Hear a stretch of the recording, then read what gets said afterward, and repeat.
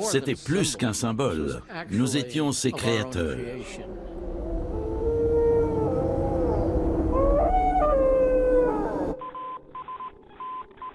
Il est vrai que cette exploration du système solaire par Voyager, c'était une grande première. Nous avons eu la chance inouïe de pouvoir réaliser ce rêve. Dans 50 ans, on prendra conscience que Voyager a été le grand projet scientifique du XXe siècle, la grande mission.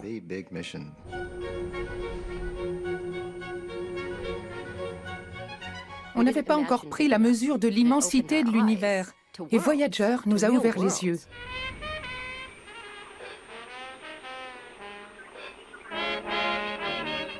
Üdvözletet küldünk magyar nyelven minden békét szerető lénynek a világegyetemen. C'est une expérience rare d'avoir pu lancer notre sonde par cette toute petite fenêtre spatiale et temporelle. C'est incroyable d'avoir réussi à le faire.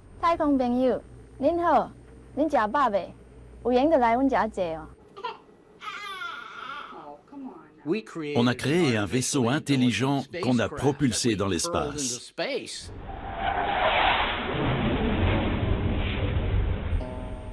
À très long terme, ces sondes seront peut-être la seule trace de notre existence. Quand on travaille sur un tel projet, on le fait avec le plus grand respect. Tout ce qu'on croyait savoir s'est retrouvé ébranlé. On pensait être dans un univers et soudain, on était dans un autre, complètement différent. I'm wishing on a star to follow where you are. I'm wishing on a dream to follow what it means. And I wish on all the rainbows that I've seen. Lorsqu'on a annoncé récemment que Voyager 1 avait pénétré dans l'espace interstellaire, c'était un peu comme si l'humanité était devenue une espèce interstellaire, comme si l'éternité lui avait ouvert ses portes. Voyager se trouve de l'autre côté du système solaire, à des milliards de kilomètres de tout autre objet fabriqué par l'homme. Imaginez un peu la distance parcourue par Voyager et le temps passé à la parcourir. Et ce n'est pas fini. Voyager a réussi un exploit qui paraissait insensé. Chaque seconde qui passe, ces vaisseaux explorent un endroit où nous n'étions jamais allés. Ils sont sur une trajectoire sans retour. Ils vont continuer à avancer dans l'immensité infinie.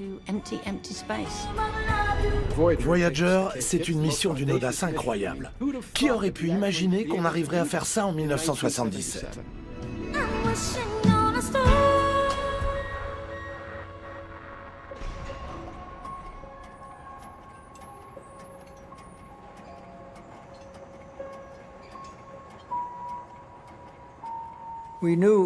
On avait quelques connaissances grâce aux observations au télescope.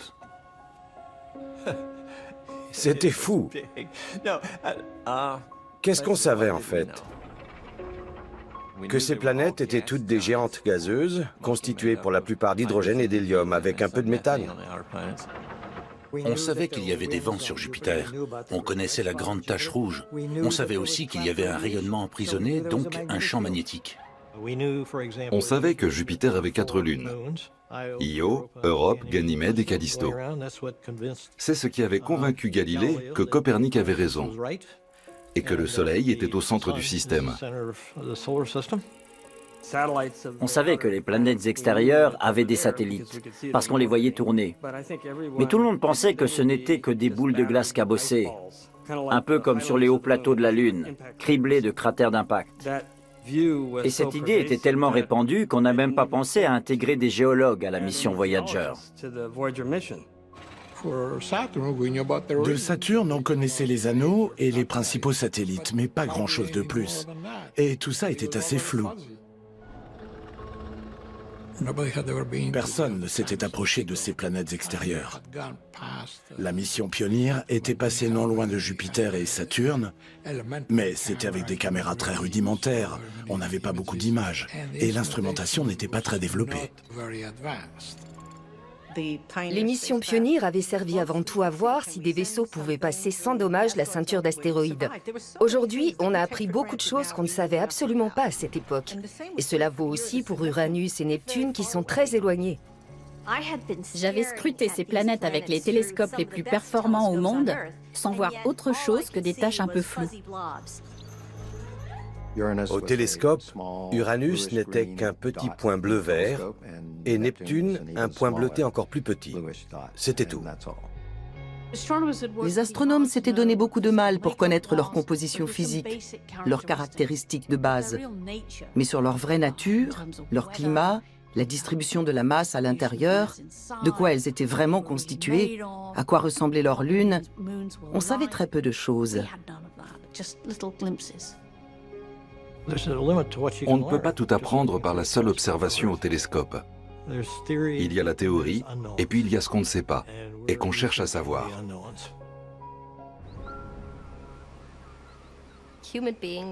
Nous, les êtres humains, avons cette particularité de toujours chercher à savoir ce qu'il y a au bout du chemin. C'est comme un besoin inné propre à notre espèce.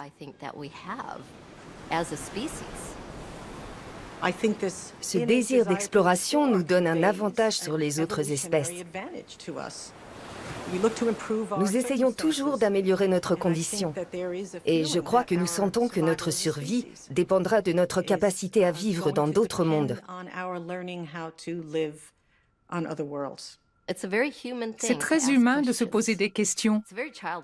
Les enfants demandent toujours pourquoi, et certains d'entre nous ne grandissent jamais. C'est l'assistance gravitationnelle qui a rendu cette mission possible. Quand le vaisseau passe à proximité de Jupiter, il prend un peu de la vitesse orbitale de la planète. Ça fait comme un ricochet direction Saturne. Il faut donc s'assurer que Saturne soit au bon endroit. On a bénéficié d'un alignement parfait. Jupiter, Saturne, Uranus et Neptune, tout aligné. Jupiter, boum. Saturne, boum. Uranus, boum. Neptune, boum. Il fallait un alignement exceptionnel des planètes pour que le vaisseau spatial passe de l'une à l'autre. Et cet alignement se produit rarement. Ça n'arrive que tous les 100 ans, même plus de 100 ans. Environ 175 ans. Tous les 176 ans. La dernière fois que ça s'était produit, c'était du temps de la navigation à voile. Au départ, ça s'appelait le Grand Tour des planètes extérieures. Et cette mission coûtait en gros $1 milliard de trop. L'administrateur de la NASA est allé trouver le président Nixon et lui a dit « La dernière fois que les planètes étaient correctement alignées, le président Jefferson était assis à votre place et il a laissé passer sa chance. » Monsieur Nixon a ri et il a dit « D'accord pour 2 planètes. » Soit, ça coûterait forcément moins cher. Mais on savait bien que le lancement étant prévu pour 1977, ce serait bien après le second mandat de M. Nixon. Et d'ailleurs, il est même parti avant la fin initialement prévue.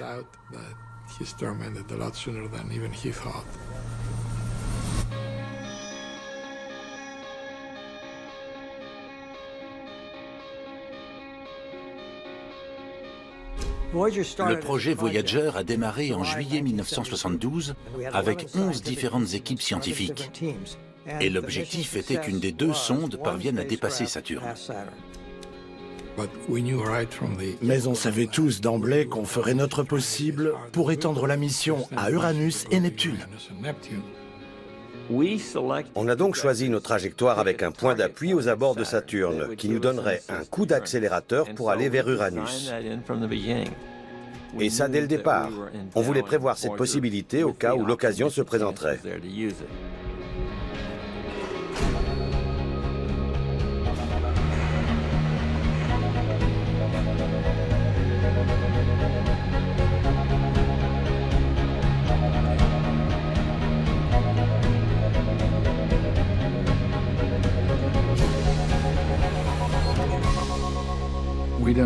On ne voulait pas que la conception même du vaisseau soit une entrave pour aller au-delà.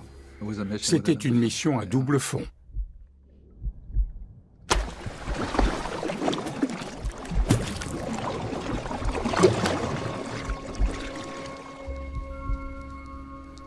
Le disque doré était en quelque sorte le cœur battant du vaisseau. Son objectif, c'était l'exploration scientifique, mais le disque, c'était son âme. Je me souviens du battage médiatique autour des missions Pioneer 10 et 11. Ce dessin au crayon qui représentait la silhouette d'un homme et d'une femme nus. Les gens s'étaient indignés. Et pourtant, c'était un dessin bien innocent. Pour moi, c'était une excellente idée. Would you expect someone to find this record out there? Is there something out there? Well, nobody knows. One of the great unsolved questions is whether we're alone or whether... Carl Sagan est devenu le scientifique américain le plus célèbre de la fin du XXe siècle. Il a joué un rôle très important dans de nombreuses missions de la NASA en direction des planètes, dont celle de Voyager, où il faisait partie de l'équipe imagerie scientifique. Mais c'est aussi l'astronome qui a le plus contribué à la crédibilité de l'étude de la vie extraterrestre. Comment by Thomas Carlyle, somewhat crusty old fellow, who, upon thinking about the stars, said, "A sad spectacle. If they be inhabited, what a scope for misery and folly. If they be not inhabited, what a waste of space." Carl Sagan était un très bon ami. Je l'ai appelé pour lui demander s'il voulait bien imaginer ce qu'on pourrait embarquer sur la sonde. Il a accepté sans hésiter. Il m'a proposé de le faire pour 25 000 $, alors je lui ai donné le feu vert, et à partir de là, il a fait ce qu'il a voulu. C'est lui qui a tout fait avec son équipe.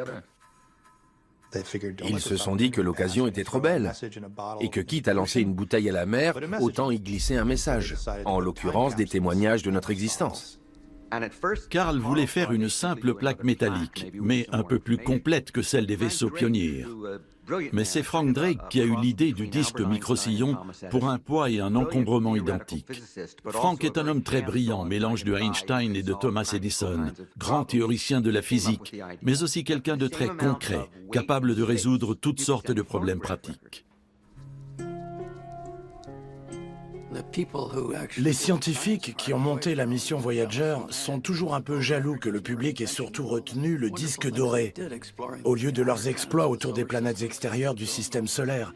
C'est le disque qui a frappé les esprits.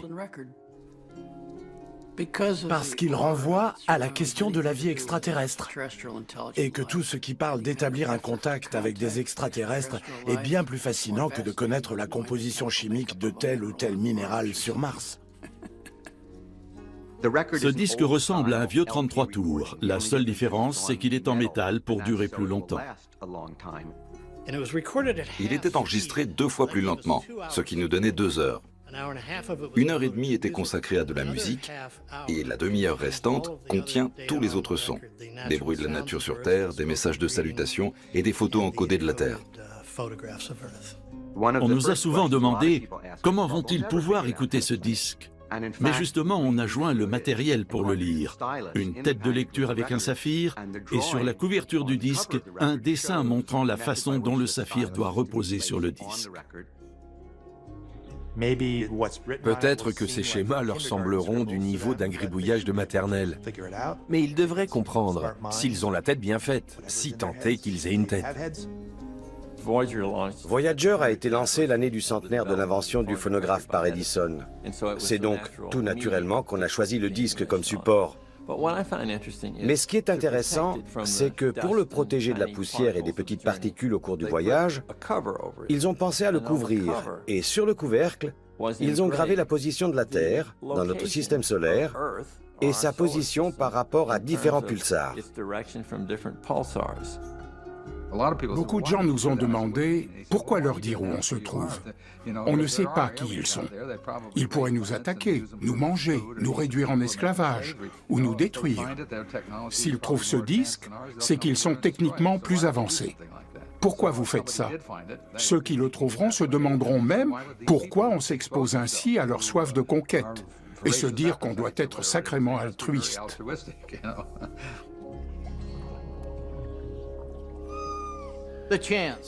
Il y a peu de chances que des intelligences supérieures se disent « Tiens, un objet magnétique vient vers nous.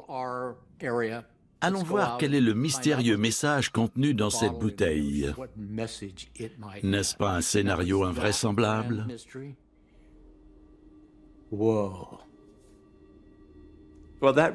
C'est toujours la même question. Est-ce qu'il y a du monde là-bas? Disons qu'il y a plus ou moins 200 milliards d'étoiles dans la Voie lactée et environ 200 milliards de galaxies dans l'univers, ou du moins dans l'univers tel que nous le connaissons. C'est un bien petit vaisseau pour un si grand univers. Si vous observez un bout du ciel par le trou d'une paille, disons, en direction de la Grande Ourse, dans ce tout petit espace qu'on pensait vide, il y a des milliers de galaxies. Et chacune d'entre elles est remplie de milliards d'étoiles. Rien que dans ce petit trou. Alors, imaginez le ciel rempli de 1000 fois 1000 fois 1000 galaxies, chacune remplie de milliards et de milliards d'étoiles. Ça fait beaucoup de possibilités. Si vous prenez un grain de sable et que vous le posez sur une table pour figurer le Soleil, la Terre serait à environ 2,5 cm et elle serait microscopique. La totalité du système solaire tiendrait sur une table de 2 mètres de large. Mais si vous deviez ensuite placer l'étoile voisine, figurée par un autre grain de sable, à combien de distance de notre système faudrait-il la placer? La réponse est à 12 km. C'est fou, la quantité d'espace vide qu'il y a entre les étoiles et entre les planètes. Les distances sont impressionnantes. Ces vaisseaux sont les plus rapides jamais construits et lancés dans l'espace. Ils avancent à 16 km par seconde. Vous ne les verriez même pas passer. Et malgré ces vitesses considérables pour nos standards terrestres, il leur faut des décennies et des décennies pour arriver aux confins du système solaire. Franchir la ceinture d'astéroïdes, ce n'est pas un problème. Et pourtant, au départ, beaucoup de gens pensaient qu'il y avait de gros risques de collision, alors qu'en fait, c'est très peu probable. Il y a beaucoup de place là-haut. Notre voisine Andromède, par exemple, se trouve à 2 millions d'années-lumière de notre galaxie. Elle se trouve sur une même trajectoire de collision, mais pas avant 5 milliards d'années. On pourrait craindre cette collision, mais il faut savoir que l'espace, c'est essentiellement de l'espace vide. Et quand nos deux galaxies vont entrer en collision, il y a peu de risque qu'une étoile en touche une autre. Voyager va donc sans doute poursuivre son périple à travers notre galaxie, pendant potentiellement des millions, voire des milliards d'années, sans entrer en collision. J'ai beaucoup de mal avec les grandes échelles géologiques. Comment savoir ce que représentent des dizaines de millions d'années? Pareil pour les distances astronomiques. Quand on commence à se situer dans des échelles astronomiques, notre système solaire est vraiment tout petit. Et on se rend compte que toute cette aventure Voyager, ce petit vaisseau qui part à l'assaut des planètes géantes si lointaines, ce n'est en fait qu'une exploration de notre voisinage immédiat.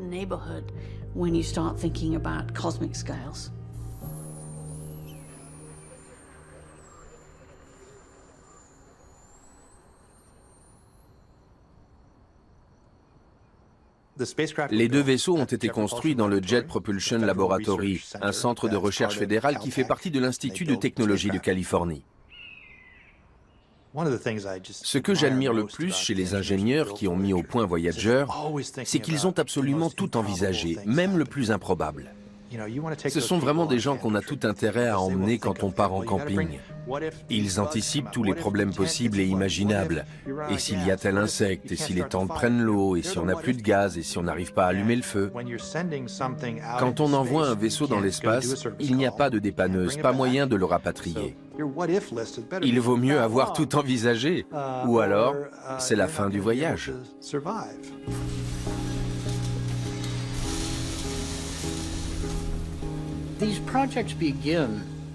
Les projets de ce type commencent tous par une phase de mise à plat. Qu'est-ce qui est vraiment faisable? On ne savait pas à quoi le vaisseau allait ressembler. On se demandait plutôt comment on allait l'organiser. Par exemple, où placer le système de communication, cette antenne fixe d'un diamètre de 3,66 m par rapport au système de propulsion. Ce vaisseau, c'est devenu un peu comme un enfant, et nos équipes de concepteurs étaient comme ses parents. C'était un vrai processus de gestation. Il s'agissait de hisser cet enfant jusque dans le monde réel. Tous les vaisseaux spatiaux sont faits de silicium et d'aluminium à 95%. À l'état brut, ça ne coûte pas si cher, mais fabriquer des objets avec, c'est autre chose. C'est un vaisseau assez rudimentaire comparé aux standards actuels. On a 3 ordinateurs à bord, dont la mémoire totale est 240 000 fois inférieure à celle de votre smartphone. Entre 1972 et 1977, on était en pleine réduction des budgets de la recherche spatiale. À cette époque, les ordinateurs les plus performants étaient comparables à ce qu'on a aujourd'hui dans notre poche. Et je ne parle pas de nos téléphones, mais d'une simple clé de voiture. Quoi? La technologie des années 1970? Moi, je suis de celle des années 1930. Elle avait ses limites, mais on n'a pas à en rougir, et surtout, on en a tiré le maximum. Voyager pèse 800 kg. Le diamètre de son antenne parabolique principale est de 3,66 m, un maximum pour l'époque. Il y a le corps principal à 10 côtés qui renferme toute l'électronique et les ordinateurs. Et de là partent toutes sortes de perches et d'extensions. Il y a les pieds qui le reliaient à la fusée, un bras très long équipé d'un magnétomètre, un autre avec le générateur électrique au plutonium qu'il faut tenir éloigné du vaisseau, sinon il risque de l'irradier, et un autre bras portant les caméras et autres instruments. Ce sont les yeux en quelque sorte, l'antenne étant les oreilles.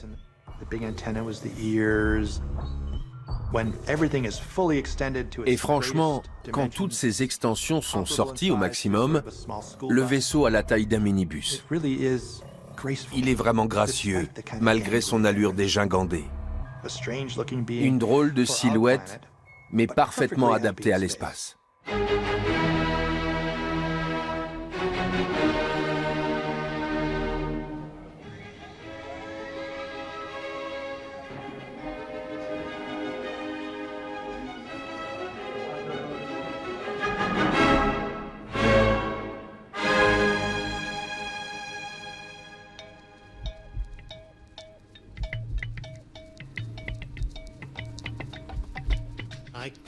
Dans ma carrière, je n'ai produit qu'un disque, dont les 2 seuls exemplaires ont été envoyés dans l'espace. Est-ce que ça fait de moi un producteur? La fenêtre de lancement a été choisie. Il fallait un certain alignement de planètes, et pas question d'attendre quelques jours de plus que le disque soit prêt. On a eu 6 semaines pour le faire et c'est ce défi qui a le plus marqué les esprits. Comment s'y prendre pour expliquer l'humanité à des extraterrestres en si peu de temps?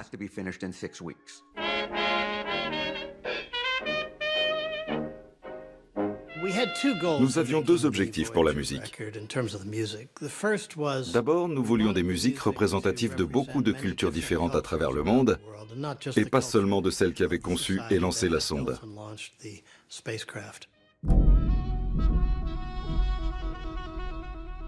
L'autre critère, c'était que ce soit un bon disque.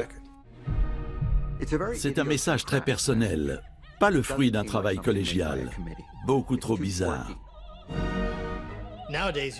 De nos jours, on se servirait beaucoup d'Internet. Mais à l'époque, on s'enfermait dans le noir pour écouter ces musiques en prenant des notes. Ça prend beaucoup de temps de passer en revue une grosse pile de vinyles. Sur le disque de Voyager, je suis sûr qu'il y a des musiques dont vous ne connaissez même pas l'existence. Par exemple, le morceau japonais à la flûte shakuhachi, ou la jeune pygmée de 16 ans qui chante un chant initiatique dans la forêt Ituri en Afrique. C'est d'une beauté renversante. Le morceau de gamelan javanais aussi. Et la pièce chinoise de Chin, c'est envoûtant.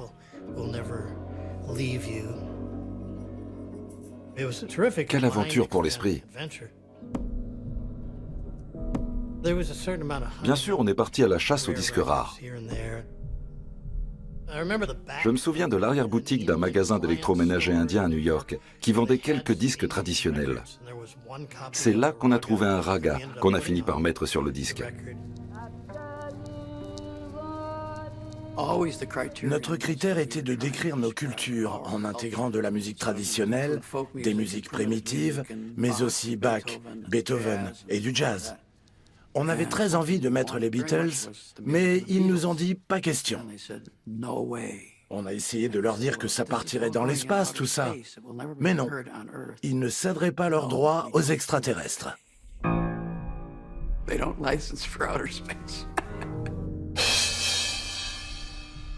J'aurais beaucoup aimé mettre un morceau de Bob Dylan, mais il n'y avait de place que pour un seul morceau de rock contemporain.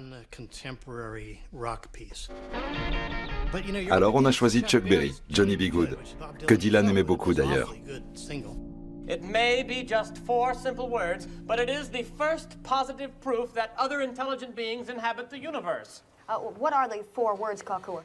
Send more Chuck Berry. Le monde est plein de musique géniale, et il va sans dire qu'il y en a largement plus que sur le seul disque de Voyager. Ce qui est plutôt une bonne nouvelle. Imaginez un peu vivre dans un monde où il n'y aurait que 90 minutes de musique potable.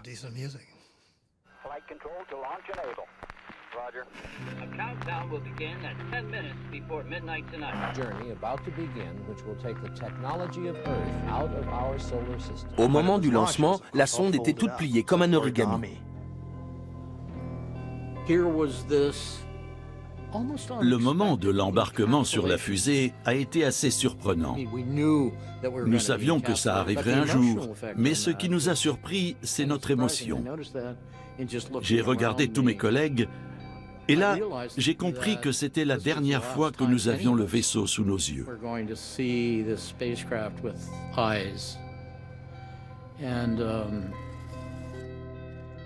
Je dois dire que c'était une expérience très émouvante.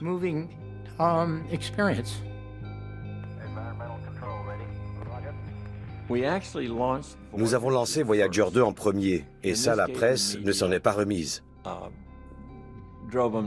Voyager 1 a été lancé plus tard parce qu'il était sur une trajectoire plus rapide. Il a donc dépassé Voyager 2 en décembre 1977. À partir de là, il a toujours été le premier à arriver aux abords des planètes. La presse était rassurée. La plupart des dessins des communiqués de presse montrent le vaisseau du mauvais côté par rapport au disque doré. Quand les journalistes sont venus au lancement, ils ne s'intéressaient qu'au disque. La NASA n'a pas toujours été très claire à ce sujet d'ailleurs. Évidemment, le disque témoin ne présente aucun intérêt scientifique. Les responsables ont organisé une nouvelle conférence de presse, mais à contre-cœur.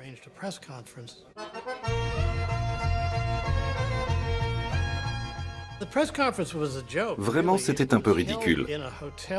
Cette conférence avait été organisée dans une grande salle de réception, mais coupée en deux par une sorte de paroi en accordéon. Et dans l'autre partie de la salle, on célébrait un mariage polonais.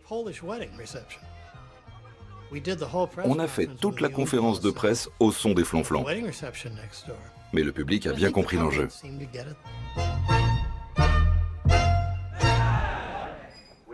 Had a report from John Cassani, the Voyager project manager, that will be able to count down at 10:25.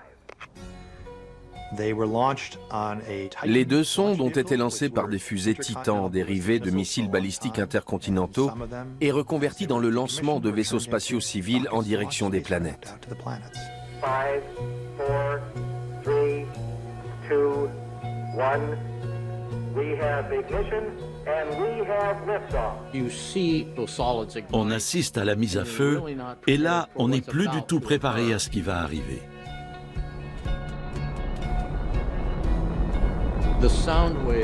Il y a ce bruit assourdissant et ces vibrations intenses.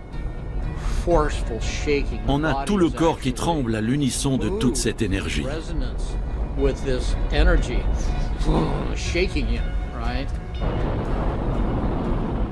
On sautait dans tous les sens. On se prenait dans les bras. On était tellement heureux d'avoir réussi. La fusée avait bien fonctionné, ce qui n'est jamais gagné d'avance. On était installés très loin de la fusée parce qu'on ne sait jamais, ça peut exploser. On retient un peu son souffle. On veut voir le moment précis où le vaisseau se détache de la fusée pour partir dans l'espace. Quand on l'a vu se détacher, on s'est tous dit « Voilà, il est parti, notre ambassadeur pour les 5 milliards d'années à venir ». J'étais là, du haut de mes 7 ans, je le regardais partir et je me disais, tiens, il y a un petit bout de moi là-dedans. Ça n'avait pas trop de sens pour moi, mais bon. Allez, au revoir.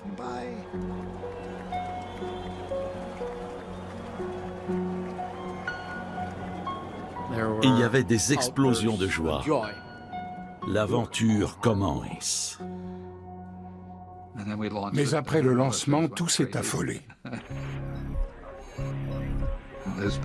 Voyager s'est mis à faire des choses qu'on n'avait pas du tout prévues. Et nous, sur Terre, on se disait, mais qu'est-ce qui lui prend? Quand un lanceur quitte la table de lancement, il doit opérer une rotation pour se trouver dans le bon axe. Et la vitesse de cette rotation est bien plus élevée que celle à laquelle le vaisseau est préparé pour son vol. Alors il se met en rideau, tous les voyants s'allument, ça sature. La sonde ne contrôlait rien. Elle était embarquée sur une grosse fusée qui l'a secouée tellement fort qu'elle a cru qu'elle tombait en panne. Alors elle a commencé à se mettre en backup pour une chose ou l'autre, en attendant de comprendre ce qui se passait. Pendant 2 jours, on s'est vraiment fait du souci. Tout le monde nous demandait si on avait perdu le vaisseau.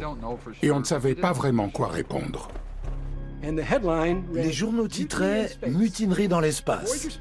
La sonde Voyager a décidé de ne pas suivre la trajectoire assignée par ses créateurs. Elle n'en fait qu'à sa tête. Heureusement, la personne qui avait créé le programme a pu nous expliquer ce que le vaisseau était en train de faire. Et ça a rassuré tout le monde.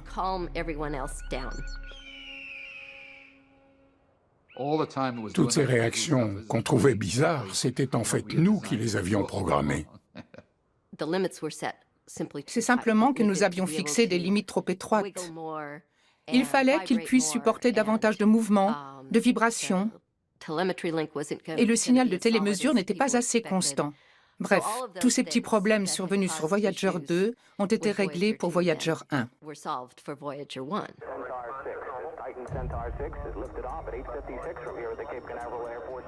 Quand Voyager 1 a décollé, tout avait l'air normal. Et puis on a commencé à entendre des conversations sur le canal du lanceur. Quelque chose n'allait pas. J'ai regardé Charlie, il avait l'air inquiet. Je lui ai demandé ce qui se passait. Il m'a dit « Je ne sais pas, mais ça ne me dit rien qui vaille ». Il y avait une fuite de carburant dans le lanceur. Pendant la combustion, il s'échappait à l'extérieur. Et c'est pour ça que la phase 2 du lancement n'a pas pu fournir sa poussée maximum. L'étage supérieur de la fusée, qui est un Centaure utilisant de l'hydrogène liquide couplé à de l'oxygène, a dû compenser. C'est l'étage Centaure qui assure le guidage. Il sait lorsqu'il n'est pas à la bonne vitesse. Et quand il se sépare du 2e étage, il sait qu'il va devoir brûler plus longtemps pour augmenter la vitesse. Pour atteindre son orbite d'attente, le Centaure avait besoin de 545 kg de carburant supplémentaire. On se demandait tous, est-ce qu'il va avoir assez de carburant pour fonctionner normalement?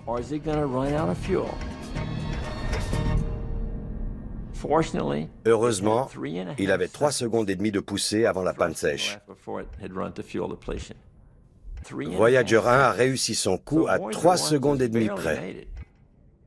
S'il n'avait pas eu assez de vitesse pour atteindre Jupiter, il ne serait pas arrivé très loin, mais il serait reparti vers le Soleil. Et ça n'aurait pas été bon.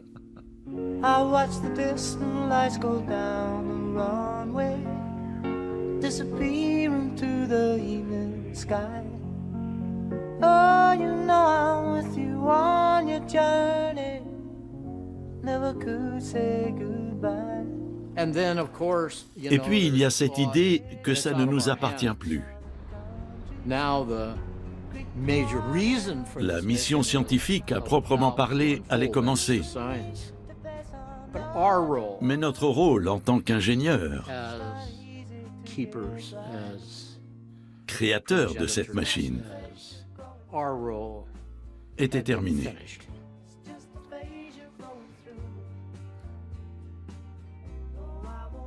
C'était émouvant.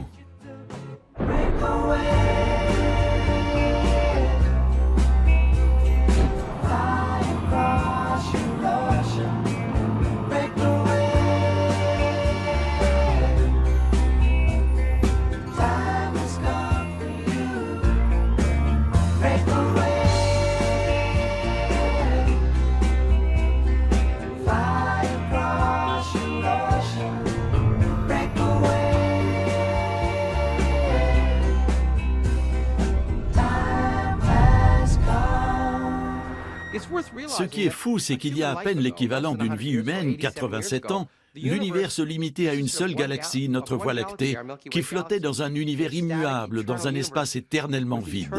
On ne savait pas qu'il y avait des milliards de galaxies. On ne savait pas que l'univers était en expansion et qu'il était né d'une dilatation rapide il y a 13,7 milliards d'années. Et même d'autres choses encore plus étranges, comme ce sur quoi je travaille. Le fait que la majeure partie de la masse de notre galaxie est invisible, constituée d'une particule élémentaire inconnue qui nous traverse, la Terre et nous, sans qu'on s'en rende compte. Plus étrange encore, le fait que l'espace vide est un poids. Une fois qu'on en a ôté toutes les particules et les rayonnements, ça pèse encore quelque chose. Qui plus est, c'est l'énergie dominante dans l'univers et on ne sait pas pourquoi elle est là.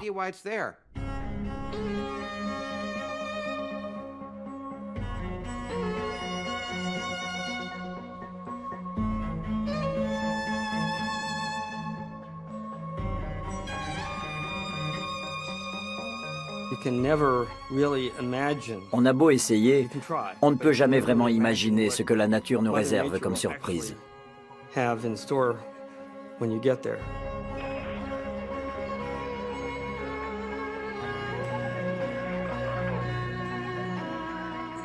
Le temps a filé à toute vitesse. Je crois qu'on n'avait pas bien saisi avant la première rencontre avec Jupiter à quel point ce serait intense. Mais on a vite compris. C'est assez intéressant. On commence à travailler sur une mission en 72. Le lancement a lieu en 77. Jusque-là, pas vraiment de travail scientifique, juste de la préparation. Et puis en mars 79, c'est l'avalanche.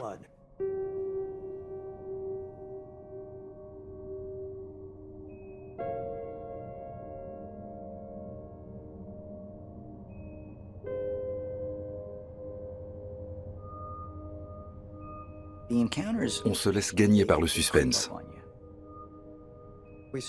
On a démarré la phase d'observation avec notre caméra téléobjectif, et c'est comme ça que jour après jour, Jupiter nous est apparu de plus en plus grande. À mesure qu'on approchait, chaque photo était plus belle que la précédente. Au départ, c'était un tout petit point sur l'écran qui grossissait de jour en jour. Et plus on approchait, plus les images étaient spectaculaires. C'était incroyablement étrange et beau. Grâce à Voyager, Jupiter se révélait dans toute sa splendeur. On essayait d'obtenir le plus de détails possible. On avait un objectif 1500 mm et un grand angle de 200 mm. Would someone care to speculate what you would say to Galileo Galilei if he walked into the room today? How are you able to live so long?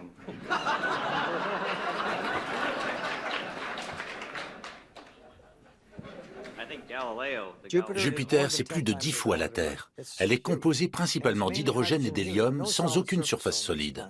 Ces planètes sont faites de gaz liquide et de liquide au plus profond. Plus on va en profondeur, plus le gaz est comprimé. Il devient tellement chaud qu'on serait littéralement vaporisé si on devait traverser Jupiter. Nous, les spécialistes de sciences de l'atmosphère, on avait plus de recul parce qu'on était concentrés sur la planète, pas sur ses lunes. Et on était toujours les premiers à repérer quand il se passait quelque chose, les premiers à pousser de grands cris. Aujourd'hui encore, on n'embarque pas de détecteur couleur. La résolution est bien meilleure en noir et blanc. Quand on veut de la couleur, on traite les images, on met des filtres et on assemble tout ça pour faire une image couleur. Cette accélération, quand on se rapproche d'une planète, c'est quelque chose de très excitant. On appelait ça le tuyau à incendie. Impossible d'avoir un goutte à goutte. On est tout de suite inondé de données. On approche de Jupiter et là, on voit une tempête qui dure depuis plus de 300 ans. C'est la grande tache rouge. On y logerait 2 ou 3 fois la Terre.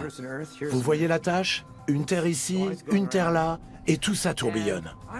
Moi, j'imaginais que les mouvements autour de cette tache géante seraient assez lents, comme dans du miel. Mais quand Voyager a commencé à nous transmettre des images plus rapprochées, on s'est aperçu qu'il y avait en fait une très grande activité. Ce qui n'a fait qu'augmenter le mystère. Comment ces grandes tempêtes étaient possibles avec toutes ces turbulences autour? Elle avalait des nuages, elle en crachait d'autres. On savait que c'était un vortex, mais on ne l'avait jamais vu en action.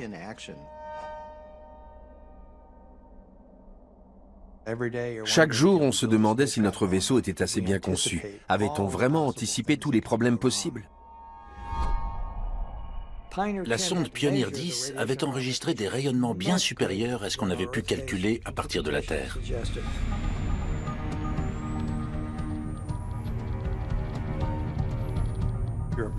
On fait exprès de s'approcher de ce monstre, de ce champ magnétique phénoménal, parce qu'on veut pouvoir observer toutes les lunes, les nuages et les tempêtes, et aussi parce qu'on veut profiter de sa gravité pour foncer vers Saturne.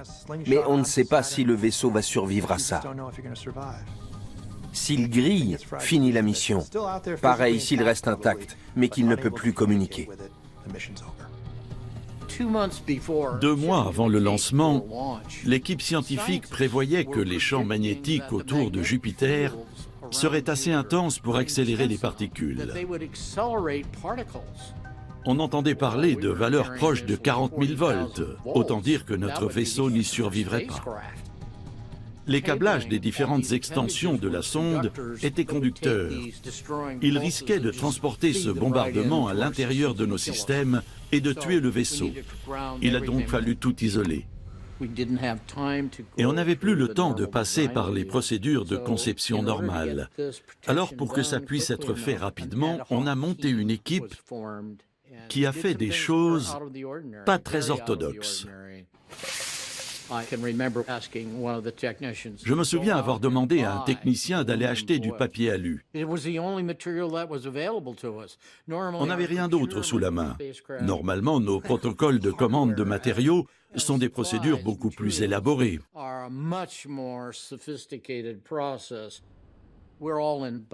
On était là, dans nos combinaisons blanches, à découper des bandes de papier alu qu'on nettoyait au chiffon et à l'alcool pour les enrouler ensuite autour de nos câbles extérieurs. Mais c'était le même alu que dans votre cuisine. Ce qui en soi n'est pas très gênant. Peut-être qu'il y a eu une rupture de stock de papier alu à l'épicerie du coin pendant quelques jours. Mais bon, c'était pour la bonne cause. Une chose est sûre, on ne savait pas si ça suffirait.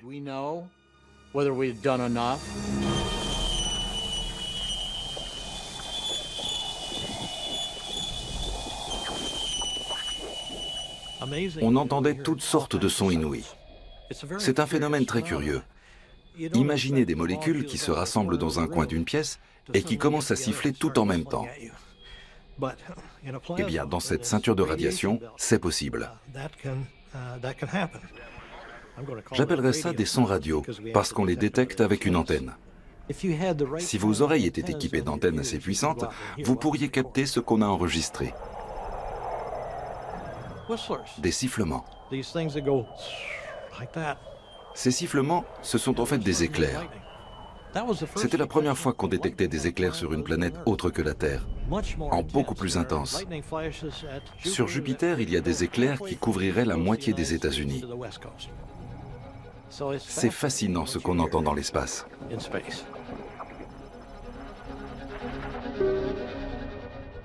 Quand on est en mission de survol, il ne faut pas se rater. On recevait des images de plus en plus satisfaisantes. On commençait à voir les détails des lunes. On n'avait qu'une crainte, c'était qu'elles ressemblent toutes à notre lune, qui, il faut bien le dire, est sans fantaisie. On imaginait qu'on allait trouver des boules de glace cabossées. On a commencé par Callisto, qui est en effet entièrement recouverte de cratères d'impact. Ensuite, Ganymède, qui présente des sillons et des arêtes intéressants, mais qui est aussi criblé de cratères. Puis on est passé aux deux autres. Et là, pas de cratère. C'était encourageant parce que ça voulait dire qu'on allait peut-être trouver de la diversité. On a découvert une boule de billard bien lisse, Europe, recouverte d'une croûte de glace craquelée. On aurait dit des plaques de glace en mouvement. La meilleure explication à cela, c'est qu'il y a un océan d'eau salée sous cette croûte de glace. Un océan encore plus vaste que sur Terre, peut-être 2 ou 3 fois plus. Le plus grand océan du système solaire. Et il se trouve sur un satellite de Jupiter. Et puis le clou du spectacle, c'était Io. Io, bien sûr, c'était la star. Et on n'en savait rien. On l'a découvert à cette occasion. Tout le monde était rentré chez soi. Linda Morabito, une ingénieure qui était là pour établir la position et l'orbite du vaisseau, a repéré des sortes de bosses à la surface de Io. Sur cette mission, j'étais ingénieur de navigation. J'étais chargé de jeter un dernier coup d'œil avant de partir. Allez, une dernière photo de Jupiter. Ce n'était pas un poste très prioritaire.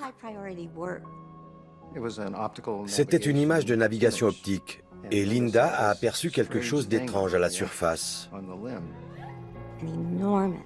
J'ai vu émerger un objet vraiment énorme. Je me suis dit, mais qu'est-ce que ça peut bien être? D'après l'image, ça ressemblait à un autre satellite émergeant de derrière Io. Mais un objet de cette taille, à cette distance, aurait été visible de la Terre. Ce dont j'étais sûre, en revanche, c'est que je voyais quelque chose qu'on n'avait encore jamais vu. C'était comme un panache en forme de champignon qui s'élevait à 250 km au-dessus de la surface. Une activité volcanique. J'avais découvert la première preuve d'un volcanisme actif ailleurs que sur Terre.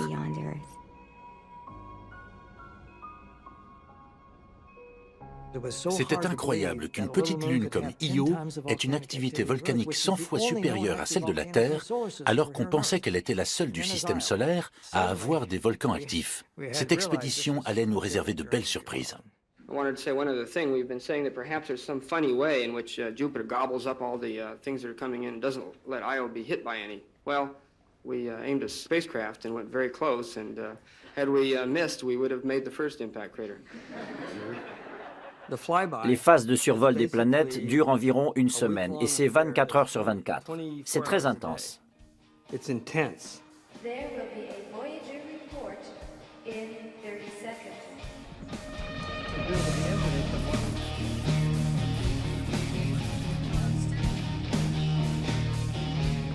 C'était de la science en direct, du fait de la conférence de presse du soir. Les images arrivent et on a 3 heures pour les comprendre et en informer le monde entier. Grosse pression. Et là, on regrette d'être fait de chair et de sang. On a besoin de manger, de dormir, d'aller aux toilettes. Et à cause de ça, on va forcément rater quelque chose, alors qu'on ne veut surtout pas, parce que toutes les 48 secondes, une nouvelle image arrive.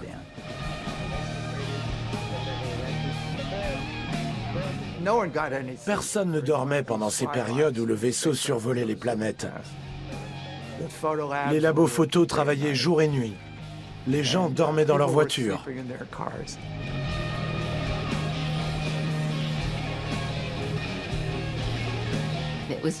On était trop excités pour dormir.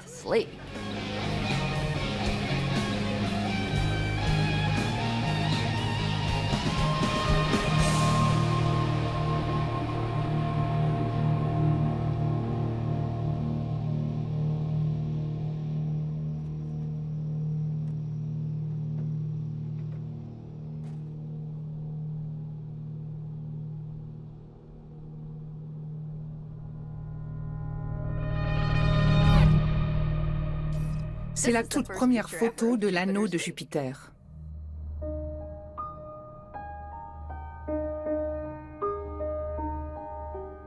Jupiter, c'était magnifique. On allait de découverte en découverte. Rien ne se crée, rien ne se perd.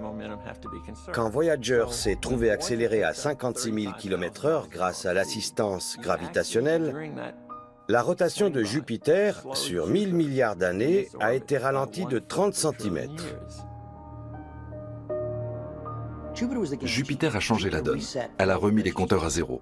Là, on a compris qu'on passait aux choses sérieuses et que ce n'était que le début de l'aventure. Jupiter nous avait bluffés, mais ce n'était encore rien à côté de Saturne.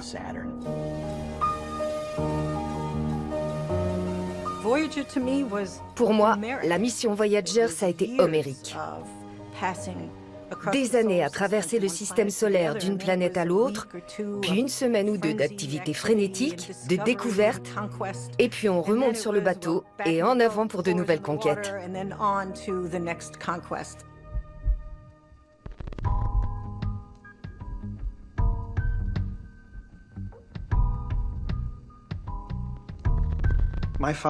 Je suis le fils de Carl Sagan et de Linda Salzman Sagan, l'artiste écrivain qui a dessiné la fameuse plaque embarquée sur la mission Pioneer et qui a rassemblé tous les messages de salutation pour le disque doré de Voyager.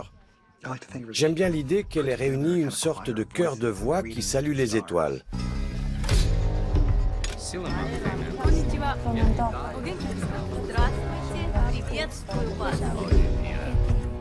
Mes parents voulaient aussi qu'il y ait une voix d'enfant, alors ils m'ont demandé « Nick, tu voudrais bien laisser un message pour les extraterrestres, s'ils existent? Qu'est-ce que tu aimerais leur dire ?»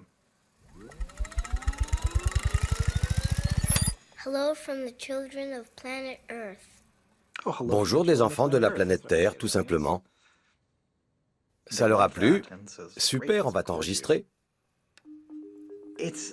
C'est un peu flou, mais je me souviens des boutons et des aiguilles des vumètres qui vont dans le rouge quand on parle trop fort. Très 70s. Je me souviens de l'aiguille qui bougeait pendant que je parlais, qui s'approchait du rouge, mais sans y entrer. Ouf. Et puis il y a mon écriture de gamin de 6 ans qui n'a pas tellement changé d'ailleurs, et qui dit « Bonjour des enfants de la planète Terre », avec plane à la fin de la ligne et est en bas parce que je n'avais plus de place. Il y avait aussi un dessin. Aujourd'hui, je dirais que c'est un arbre, mais à l'époque, on m'a dit que j'avais voulu faire une fusée. J'étais plus concentré sur mon petit dessin de rien du tout que sur la façon dont j'allais dire ma phrase. Mais je l'ai fait, puis j'ai bu mon jus de pomme et je suis retourné à mes livres. Ce n'est que beaucoup plus tard que j'ai saisi ce que ça avait d'exceptionnel.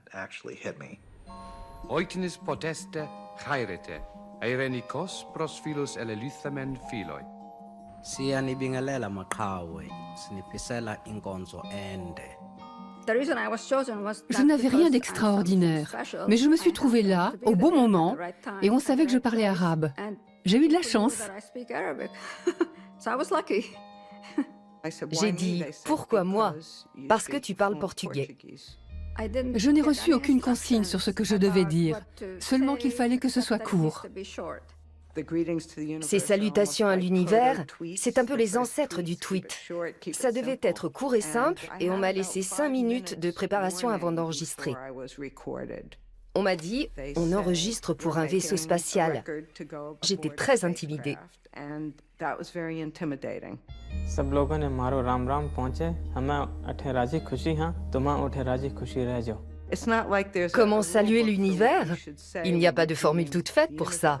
पृथ्वीवासीहरुबाट शान्तिमय भविष्यको शुभकामना. Paz e felicidade a todos, which means Ça veut dire paix et bonheur à vous tous. Ça m'a semblé le moins risqué si on croisait des extraterrestres, plutôt que de leur dire « Conduisez-moi à votre chef ».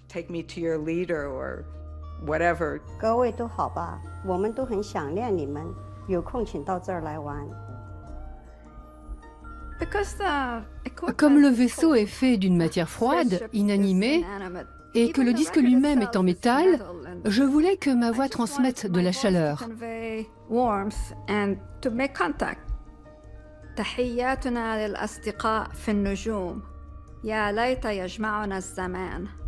Ce qui signifie « Salut à nos amis du ciel, nous aimerions vous rencontrer un jour ».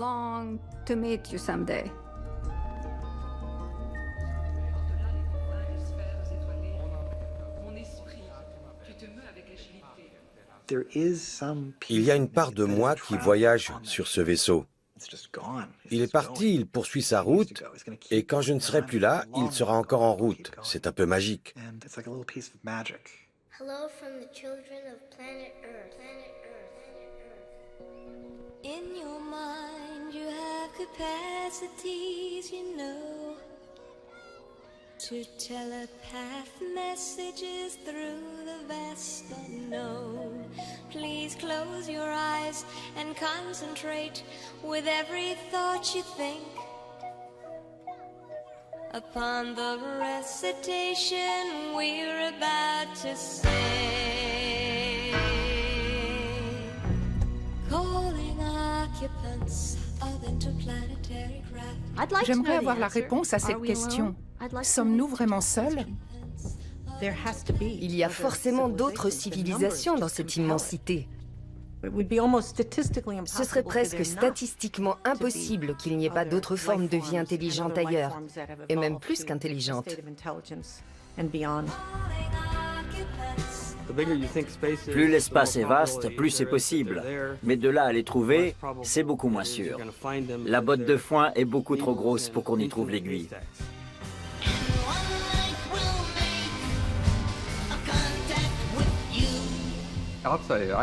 L'existence d'autres formes de vie intelligentes, si tant est que nous puissions nous ranger dans cette catégorie, est tellement sûre que je vous parie qu'en ce moment même, un homme et une femme sont en train d'avoir exactement la même conversation que vous et moi.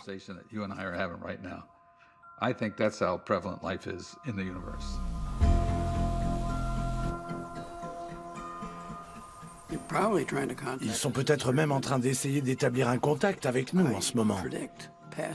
Je suis sûr qu'il y a des messages radio qui traversent cette pièce et qu'on pourrait les capter avec un équipement adéquat si on savait vers quoi diriger le récepteur et sur quelle fréquence se régler.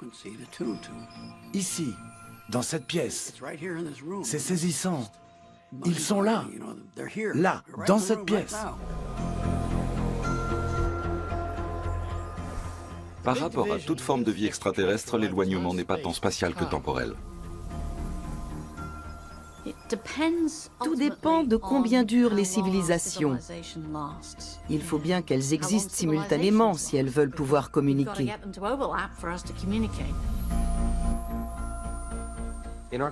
La galaxie a environ 12 milliards d'années, mais notre Soleil est plus jeune, 4 milliards d'années et demie. Il y a beaucoup d'étoiles qui sont bien plus âgées. On peut donc imaginer une civilisation ayant vécu autour d'une étoile plus ancienne et qui ait observé la formation de notre Terre. Sur ces 4 milliards et demi, ce n'est qu'au cours des 50 ou 60 dernières années qu'ils auraient pu détecter nos signaux, à la faveur d'une diffusion de Star Trek par exemple. Même si on vous dit « regardez cette étoile, regardez le troisième caillou en partant de l'étoile, c'est là que vous trouverez de la vie ». Même si vous savez où chercher, il n'y a que 50 à 60 années sur plus de 4 milliards où vous pourriez en trouver. Si nous sommes seuls, alors nous sommes vraiment uniques. Comment est-ce possible? Pourquoi nous? Et en quoi sommes-nous si particuliers, tout seuls dans notre petit coin d'univers? Et si nous ne sommes pas seuls, comment sommes-nous arrivés ici?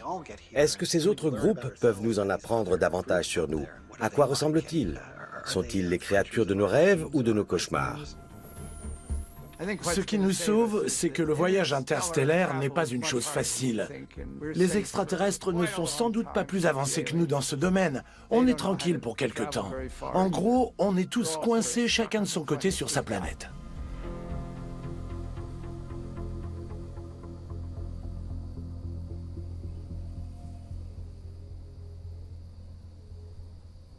De Jupiter à Saturne, le voyage a été relativement rapide. On n'a pas vu le temps passer.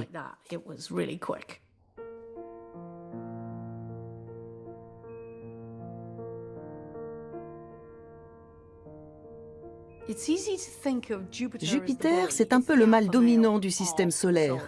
C'est assez évident. Mais Saturne est plus majestueuse, avec ses anneaux qui lui donnent un air de sérénité, et avec ses lunes un peu éloignées, en retrait. Les premières images n'étaient pas meilleures que celles qu'on pouvait prendre de la Terre, mais à mesure que la sonde approchait, c'était de mieux en mieux. On se disait, qu'est-ce que ce sera quand on sera tout près? Au télescope, les anneaux de Saturne ressemblent à de petites oreilles de chaque côté. Et là, on voyait tous les détails. On aurait dit les sillons d'un disque vinyle. Les anneaux de Saturne, qu'est-ce que c'est? Des milliards de particules glacées, certaines aussi grandes qu'une maison. Elles sont énormes, beaucoup plus larges que plusieurs terres mises côte à côte, mais de moins d'1 kilomètre d'épaisseur. En se rapprochant des anneaux, on s'est rendu compte que c'était en fait un tourbillon d'objets, quelque chose de très complexe.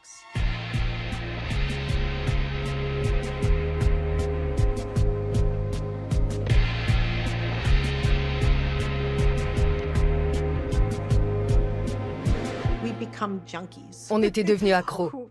C'est comme ça pendant les phases de survol. Quand on a déjà vécu ça une fois, on sait que c'est une expérience géniale et on voudrait que ça ne s'arrête plus jamais. At some point, perhaps a year or so from now, it may be possible to put all this into perspective.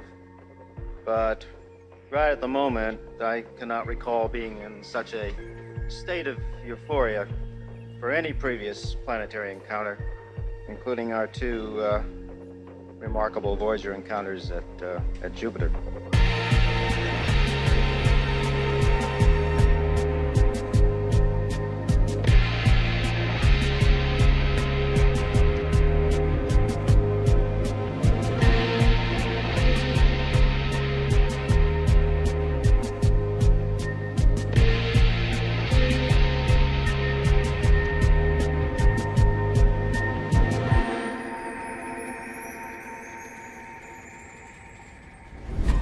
Largest moon of Saturn, Titan's the most extraordinary place. There is a dense methane atmosphere where a complex organic chemistry has been going on for perhaps billions of years, and we are in a moment of extraordinary discovery. Les deux sondes étaient programmées pour effectuer la même mission sur Saturne, la mission primordiale, l'exploration de Titan. Titan suscitait beaucoup d'intérêt scientifique, parce qu'on pense qu'au début de son existence, la Terre devait lui ressembler, avec très peu d'oxygène, beaucoup d'hydrocarbures, une atmosphère très dense et brumeuse qui, sur notre planète, a été radicalement modifiée par la vie. En gros, pour étudier les origines de la Terre, il faut étudier Titan. Si Voyager 1 réussissait sa mission sur Titan, alors Voyager 2, qui était attendu 9 mois après sur Saturne, pourrait continuer directement sur Uranus, puis vers Neptune. Mais ça dépendait du succès de Voyager 1 sur Titan. Si on voulait que Voyager 1 survole Titan, on ne pouvait plus l'envoyer vers Uranus et Neptune par la suite. Il était impossible de modifier sa trajectoire pour l'envoyer ailleurs. Voyager 2 aurait fait exactement pareil si Voyager 1 avait échoué. Et l'exploration des planètes se serait arrêtée là. Ça aurait été vraiment dommage de devoir renoncer à Uranus et Neptune pour faire un deuxième essai avec Titan. On avait beaucoup d'attentes avec Voyager 1. En gros, Titan était une boule géante de brouillard marron avec des sortes de brumes électriques bleutées au-dessus. La caméra de Voyager ne voyait pas à travers les nuages et la brume.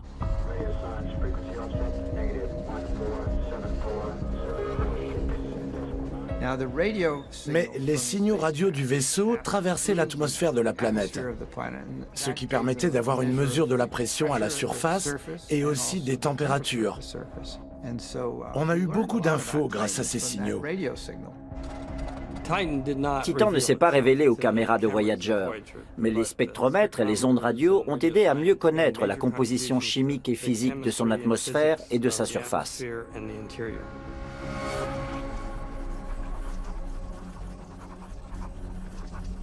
On a collecté tout ce qu'on pouvait avec Voyager 1.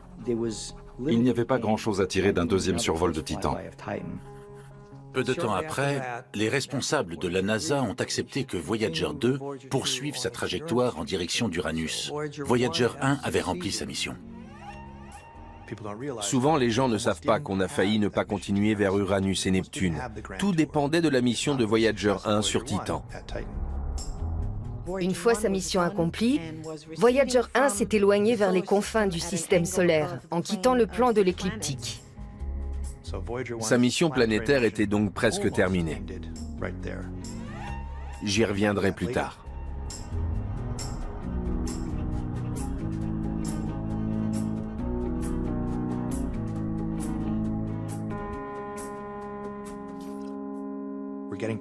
On a commencé à recevoir des images et des données de Voyager 2.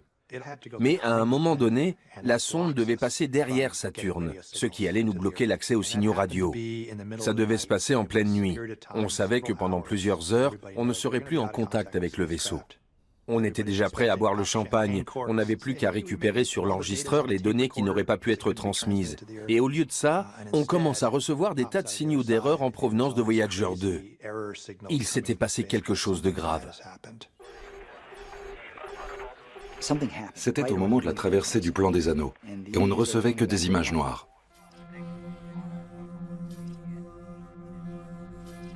Est-ce que la sonde avait percuté les anneaux de Saturne? Est-ce que c'était la fin?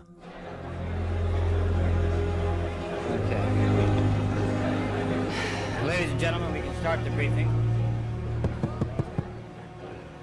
I wanted to make a very brief statement. We do have a problem on board the Voyager 2 spacecraft. The spacecraft has a problem. The scan platform operating mechanism is not operating properly. To make sure we understand where we're headed, the following instruments are mounted on the platform. The wide-angle camera, the narrow-angle camera, the infrared instrument, the ultraviolet instrument, and the photopolarimeter. C'était le jour le plus sombre de toute cette mission. There is circumstantial evidence. Quand je suis entré dans l'auditorium, tout le monde était consterné. J'ai su assez vite ce qui s'était passé. La plateforme des caméras avait gelé. Cette plateforme traversait l'immensité du ciel à vitesse maximum. Ce gel pouvait tout compromettre.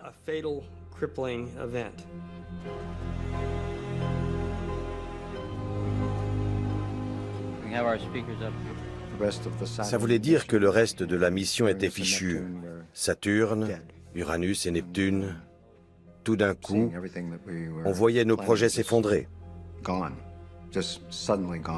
The problem is not with the camera, it's with the articulated platform that moves all of the instruments. Our cameras, as far as we know, are working just fine. It's just that we're taking lots of pictures of black space.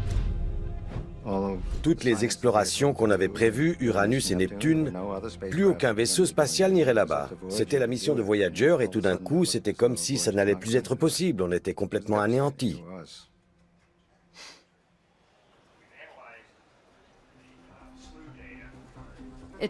L'équipe d'ingénieurs a mis 2 jours à diagnostiquer le problème.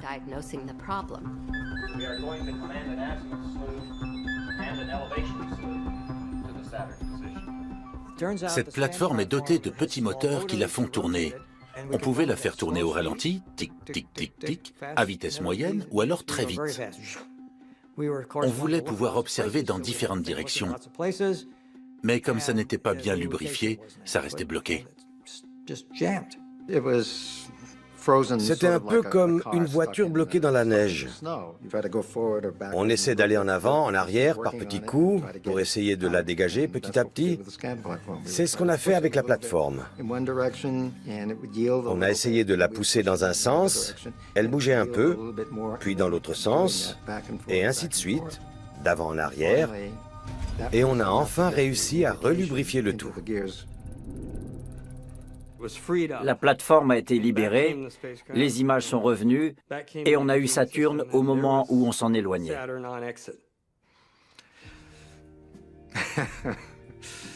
Oui.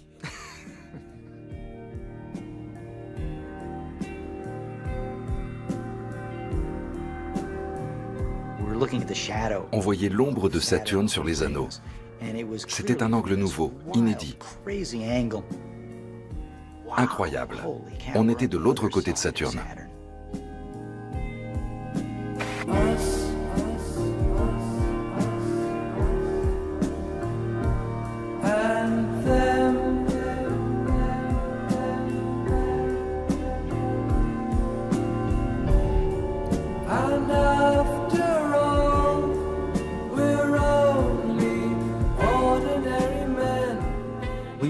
On avait l'impression d'y être.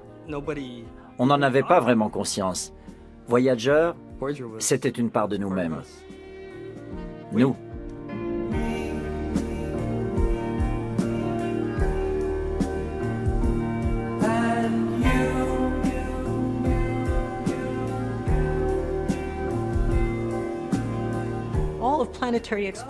Pour moi, toutes les explorations planétaires, c'est une histoire de désir.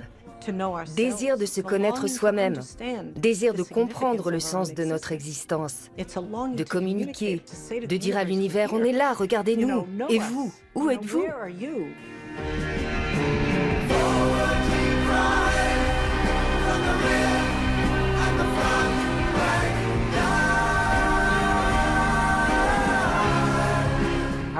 Comment s'y prendre pour communiquer avec une civilisation dont nous ignorons tout?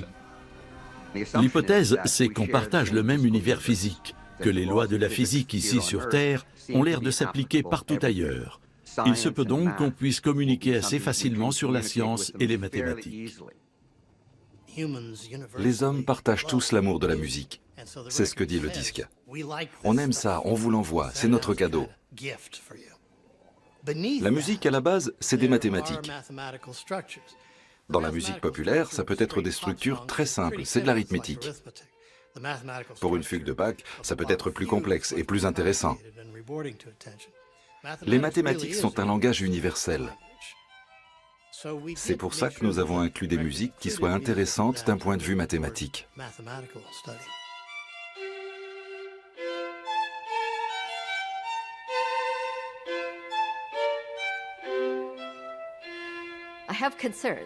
Ce n'est pas si simple. Il y a des formes d'intelligence sur notre propre planète, les dauphins, les baleines, avec lesquels on ne sait pas communiquer, au-delà des petits numéros de delphinarium. C'est un peu présomptueux d'imaginer que ça va se passer comme dans Star Trek, qu'on va trouver des formes de vie avancées, avec qui on va tout de suite pouvoir discuter autour d'une tasse de thé. C'est plus compliqué que ça. Le disque de Voyager contient une série de photos pour décrire notre civilisation. Mais on ne pouvait en mettre qu'une centaine, pas plus. Ça n'a pas été facile.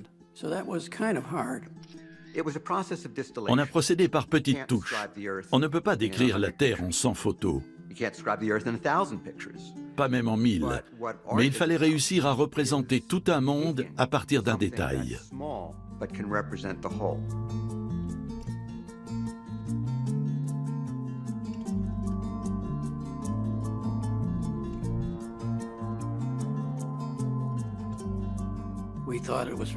Nous pensions qu'il était très important de mettre des photos de corps nus pour montrer notre anatomie. La NASA avait déjà été très critiquée à cause de la plaque de Pioneer.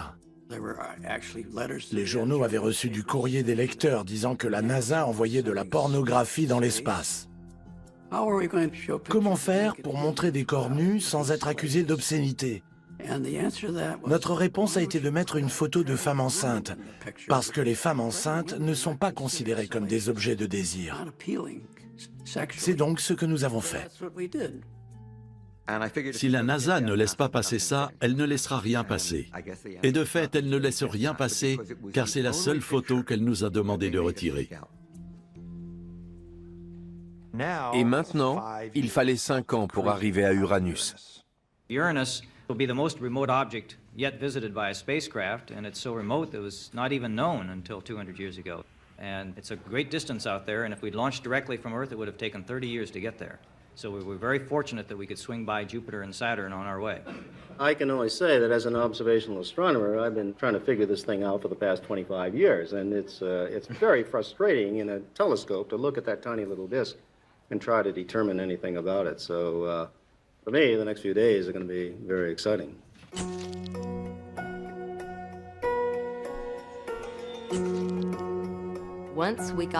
Une fois au-delà de Saturne, les ingénieurs ont dû improviser. Comment va-t-on faire fonctionner le vaisseau? Comment photographier les planètes aussi éloignées du Soleil? Voyager était le premier vaisseau de la NASA à pouvoir être reprogrammé. On pouvait supprimer tous les programmes informatiques et les remplacer par d'autres, à distance. Les ingénieurs lui ont appris à pivoter comme une danseuse. En gros, quand on veut filmer un objet qui passe trop vite, on apprend au vaisseau à pivoter entièrement comme ça pour suivre l'objet. Et même s'il faisait sombre près d'Uranus et carrément noir près de Neptune, on pouvait laisser l'obturateur ouvert sans problème. C'était génial. On a trouvé des trésors sur Jupiter et Saturne, mais Uranus, c'était l'inconnu. C'était la première fois qu'on continuait sur Uranus et Neptune. On n'avait plus qu'un seul vaisseau. On avançait presque à l'aveugle, et c'était notre dernière chance. D'ailleurs, il n'y en aura pas d'autres de sitôt. On sera tous morts avant que quiconque approche de nouveau Uranus et Neptune.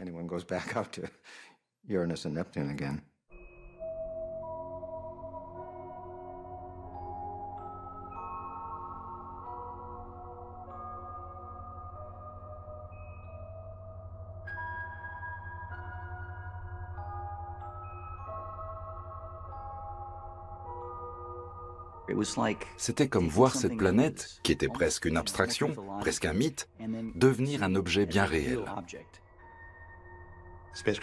Elle se présentait un peu comme une cible, tellement son axe de rotation est incliné.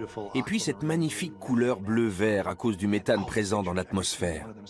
À chaque photo, c'était encore plus beau. On entendait les gens s'extasier. Waouh! Ceux qui étaient occupés se retournaient d'un coup et waouh, regardez-moi ça! Il n'y avait pas Internet, pas de fil d'actu en direction de CNN Live. Pour pouvoir partager cette expérience unique, c'est-à-dire faire partie de ce groupe de gens qui regardent un petit point lumineux devenir un monde réel sous leurs yeux, il fallait être confiné dans cette pièce. Well, just about 2 minutes ago, Voyager 2 passed through its closest approach to Uranus. The new ring is right here. Now, I don't... You're telling me you can't see it. I can. Dr. Soderblom, as you whizzed through your explanation, I couldn't put it all together. Could you try that again? Slower? Slower and a few more details? I thought that was pretty slow. Il y a eu des surprises à chaque nouvelle planète, même si on avait beaucoup appris dans l'intervalle. Par exemple, avant Voyager, tous les champs magnétiques avaient leur pôle magnétique près de l'axe de rotation de la planète. C'était le cas pour Jupiter, pour Saturne. Et là, sur Uranus, le pôle magnétique était près de l'équateur.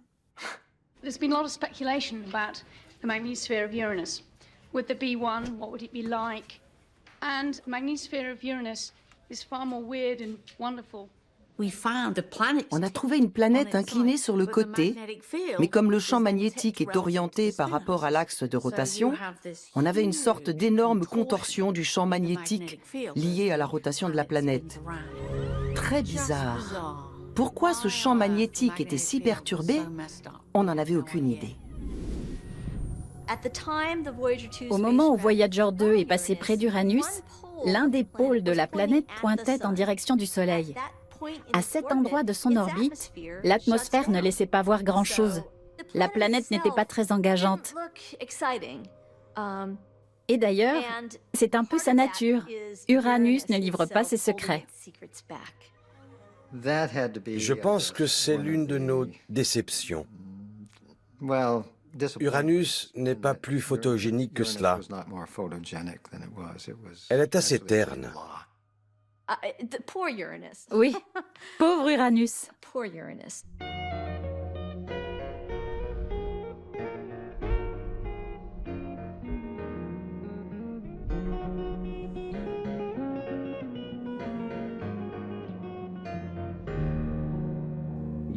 Uranus n'est pas de la même trempe que Jupiter et Saturne. Elle est toute en discrétion. Heureusement, il y avait ces lunes.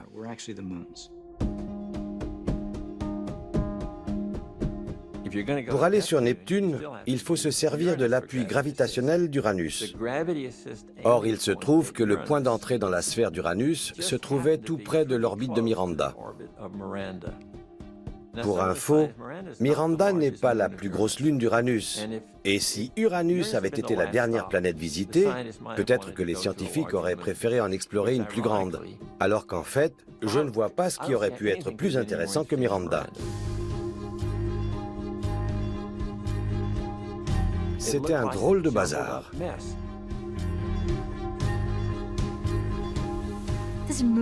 On aurait dit qu'elle avait été comme concassée, puis remise en boule à la va-vite. Un drôle de truc. On était rivés à l'écran. Non mais regarde ça, et ça. Miranda a bluffé tout le monde. Par endroits, il y avait d'énormes falaises, comme des entailles. Sur l'une d'elles, il y avait un à-pic qui devait faire dans les 10 km. La gravité sur Miranda est si faible que si vous tombiez du haut de cette falaise, vous auriez le temps de lire votre journal. Votre chute durerait 20 minutes, mais en arrivant au fond, la vitesse serait encore de 150 km/h. Alors, ce serait le dernier journal de votre vie.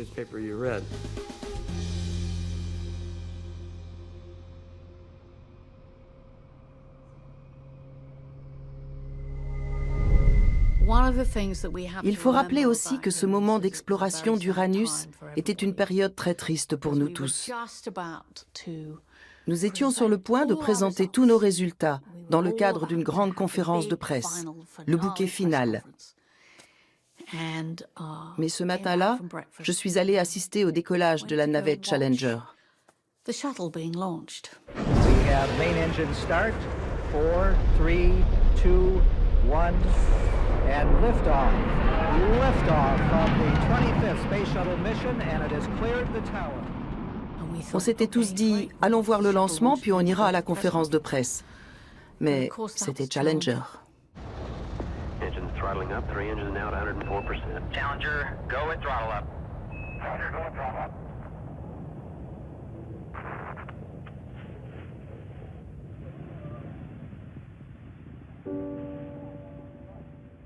Les gens étaient sidérés. Vous avez vu ça? Elle a vraiment explosé? On avait interrompu notre réunion pour assister au décollage. Et là, le silence. Tout le monde pleurait. Que dire? On a su tout de suite qu'ils étaient morts.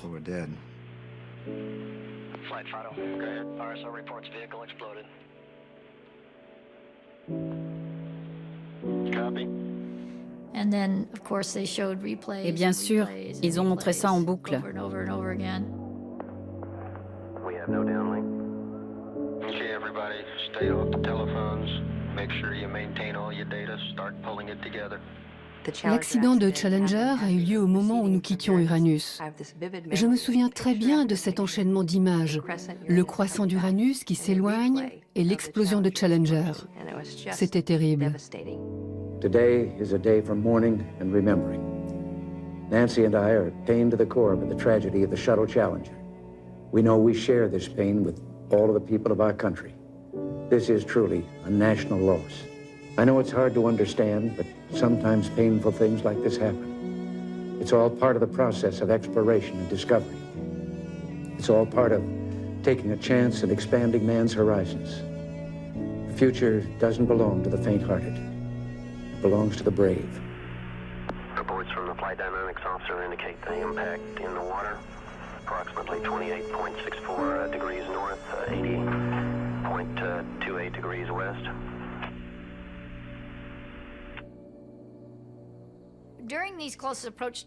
Pendant ces périodes d'approche des planètes, il y avait des centaines de journalistes qui passaient au laboratoire, dans une ambiance de salle de rédaction. Et après Challenger, tout le monde est parti. C'était une période très triste. Une triste fin pour une autre belle mission.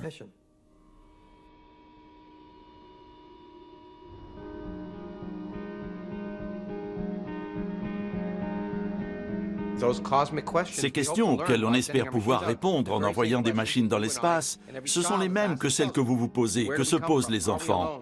D'où vient-on? Sommes-nous seuls? De quoi est fait l'univers? Comment va-t-il finir? C'est ça le moteur de la science. Moi, je m'occupe de cosmologie. J'étudie le commencement et la fin de l'univers. Les gens me demandent à quoi ça sert. Je leur réponds toujours, vous ne vous demandez pas à quoi sert une symphonie de Mozart. Avec la science, il faut toujours une utilité. Il faut qu'elle produise de la technologie, alors que ce qui est beau dans la science, ce sont les idées. Quand on est enfant, on demande pourquoi. Mais en grandissant, on se rend compte qu'on voulait dire comment. Einstein nous a appris que le temps et l'espace sont liés de façon indissoluble. Nous vivons dans un espace-temps. Si un beau jour notre univers est apparu et l'espace avec, alors le temps aussi. Il est probable que le temps n'existait pas avant le Big Bang. Il n'y avait pas d'avant, ce qui peut paraître fou parce que s'il n'y a pas d'avant, toutes les idées de causalité et d'effet sont à jeter. En tout cas, ça veut dire que nous allons devoir apprendre à changer notre compréhension des choses.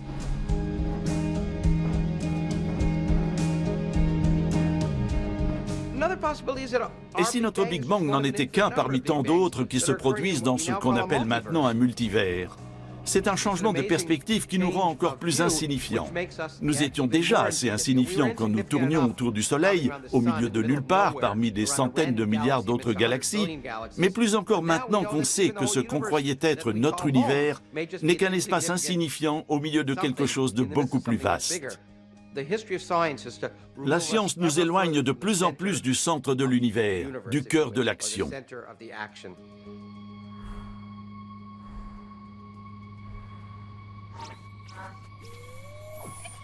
Finally, at Neptune, Voyager has begun the last of a decade's worth of encounters with the outer planets. Après ça, il a fallu 3 ans et demi pour atteindre Neptune. On a dû reprogrammer le vaisseau, lui apprendre de nouvelles parades pour fonctionner dans cet environnement encore plus sombre et plus froid. Si la Terre est située à 1 unité astronomique du Soleil, il faut savoir que Neptune est à 30 fois cette distance. Lorsque nous avons lancé Voyager, il n'y avait aucun moyen technique d'envoyer des images sur 30 unités astronomiques. Ces moyens sont arrivés après. Il a donc fallu reprogrammer le vaisseau et prévoir 2 antennes de 34 mètres pour les ajouter à une antenne de 70 mètres. On a dû utiliser la totalité du radiotélescope du Nouveau-Mexique, soit 27 antennes, pour recueillir les signaux très faibles du fait de la distance. Les survols de Jupiter, Saturne et Uranus avaient accéléré le vaisseau, qui allait maintenant encore plus vite, donc une très forte pression et une seule chance.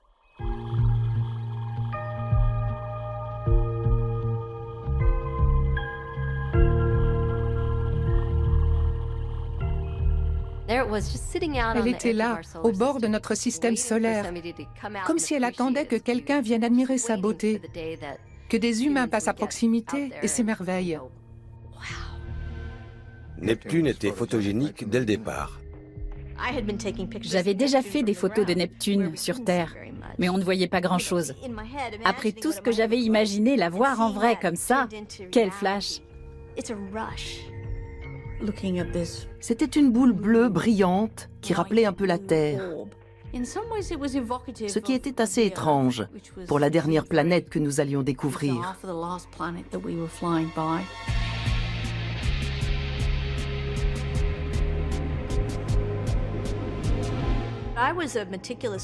Je prenais beaucoup de notes dans des carnets avec des petits commentaires. Je faisais des croquis, une tache noire, une couche de nuages, avec des « waouh » et des points d'exclamation partout, des dessins, des flèches. Le plus surprenant, c'était une immense tache sombre. Personne ne s'attendait à la trouver là. C'était énorme, comme un trou dans la planète. On l'a donc appelée la Grande Tache Noire, parce qu'on n'est pas très inventif pour les noms.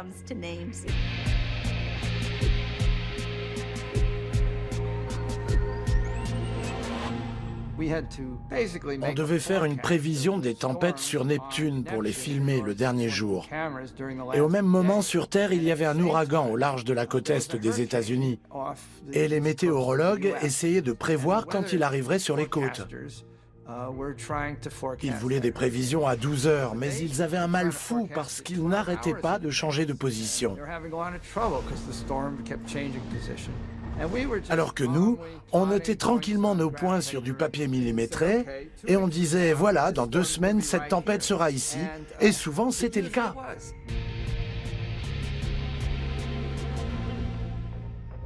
Pour Jupiter, Saturne et Uranus, l'objectif était de survoler les planètes de telle sorte que le vaisseau soit propulsé vers la suivante.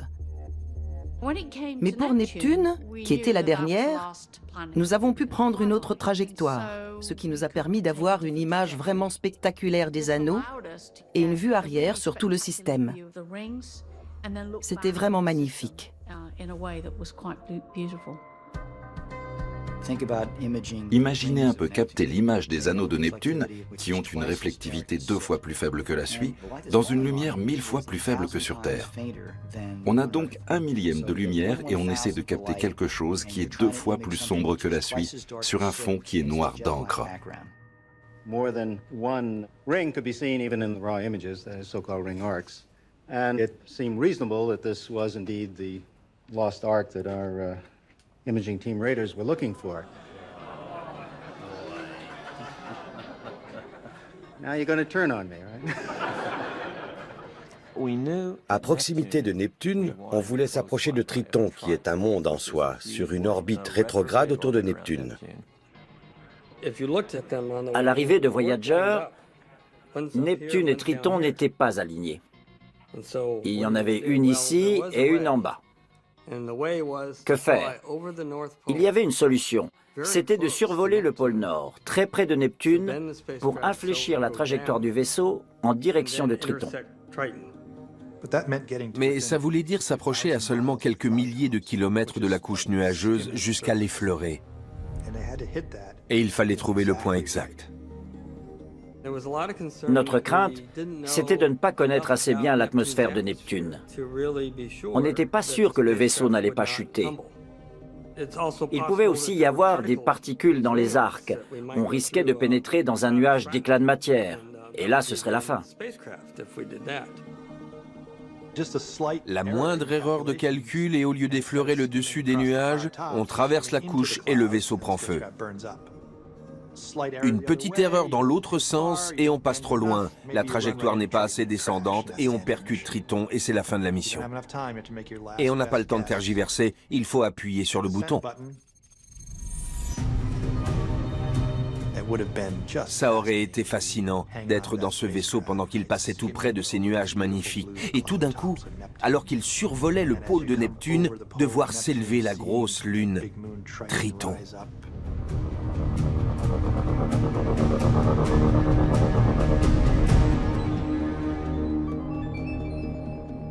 Après un voyage de plusieurs milliards de kilomètres, se retrouver à quelques kilomètres seulement de là où on voulait aller, c'est vraiment remarquable.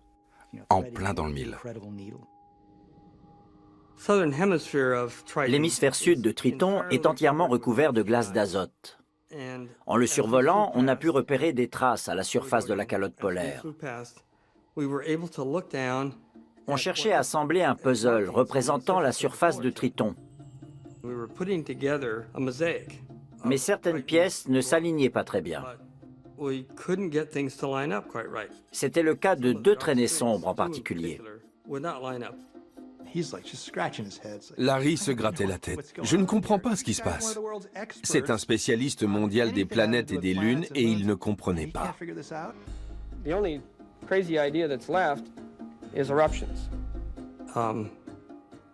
Je me suis dit, passons-les dans un stéréoscope, un verre rouge et un verre bleu. Et là, les images, en se superposant, ont montré des formes en 3 dimensions. C'était des geysers. Je me suis dit, mince alors, on avait la réponse.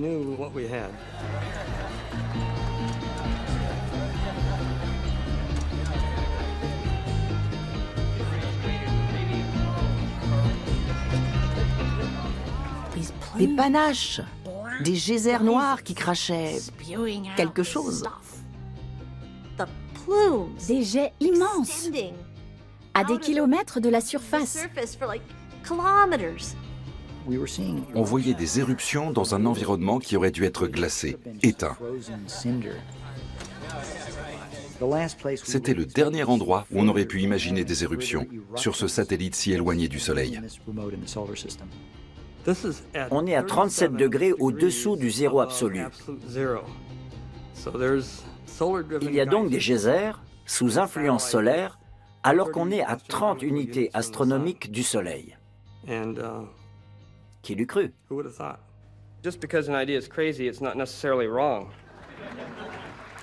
On savait que c'était la dernière planète que Voyager allait explorer. Et donc, le temps qu'on passait ensemble, en équipe, où on observait les images, où on en discutait, où on se côtoyait, ce temps-là en était encore plus précieux. Un jour, je passe devant le bureau de la secrétaire qui me dit « Candy, il y a un journaliste qui veut te voir. » Et il me dit « Le compte à rebours est en train de passer des moins au plus. » Voyager est en train de quitter Neptune. Est-ce que ça vous fait quelque chose? Et là, j'ai fondu en larmes. Après ce dernier survol, Voyager nous a montré ce magnifique croissant, Neptune et Triton. Et là, on a tous compris que c'était la fin de la partie planétaire de cette aventure. C'était la dernière escale. La dernière chose à voir dans notre système solaire était derrière nous. On venait de passer de la mission planétaire à la mission interstellaire de Voyager. De toutes ces images, c'était la plus émouvante parce que c'était une image d'adieu. We could have enhanced the color a bit to make a somewhat prettier picture, but out of respect to the Voyager spacecraft, we decided to show it to you just as it is.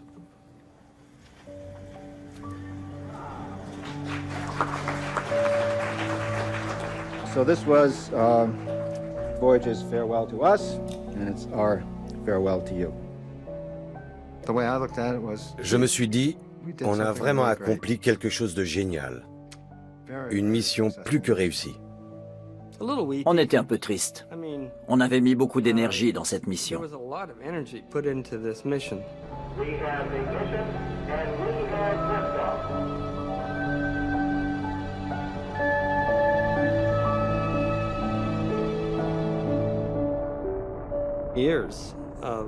Des années d'efforts intenses. C'était la fin d'un voyage sentimental.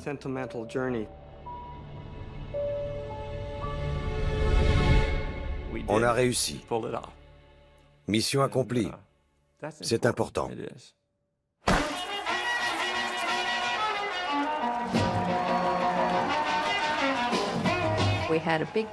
On a fait une grosse fête au labo, le pot de départ de Voyager. Chuck Berry est monté sur les marches de notre bâtiment administratif pour chanter Johnny B. Good en faisant le Duck Walk. Chuck Berry était présent à cette grande fête et il a chanté Johnny B. Good. La star de la soirée, Chuck Berry, est sorti de derrière le bâtiment 180 et il a joué Johnny B. Good. On s'est tous mis à danser. C'était merveilleux. Ed Stone dansait aussi. Ça valait le coup d'œil, tout le monde dansait. Un vrai moment de rock pour souhaiter bonne route à Voyager.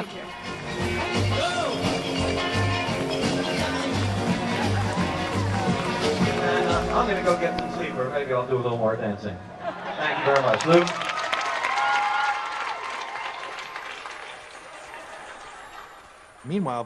Pendant ce temps, Voyager 1 poursuivait sa route de plus en plus loin de nous.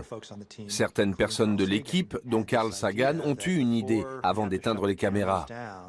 Et si on les tournait vers le Soleil pour prendre une photo de notre système solaire tel qu'on ne l'a encore jamais vu? Mais tout le monde n'était pas d'accord. Ils ne voulaient pas le faire. Ils ne voyaient pas l'intérêt de prendre une photo de la Terre, de Jupiter et de tout le reste, où on ne verrait que des points lumineux minuscules. Têtu comme il est, Carl est remonté jusqu'à l'administrateur de la NASA et il lui a demandé de mandater le laboratoire pour prendre cette série de clichés. Aucun objectif scientifique. Zéro.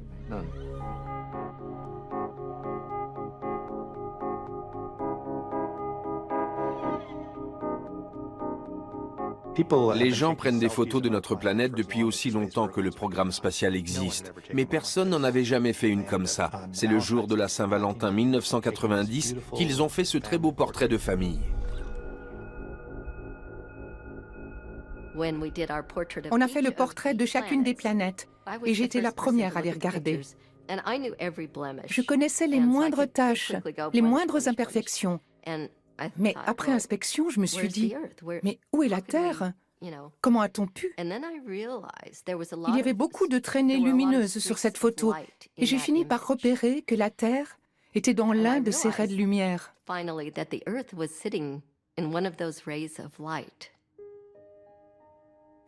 Je suis restée un long moment assise à regarder. C'est fou, la Terre est là, la Terre vue par Voyager.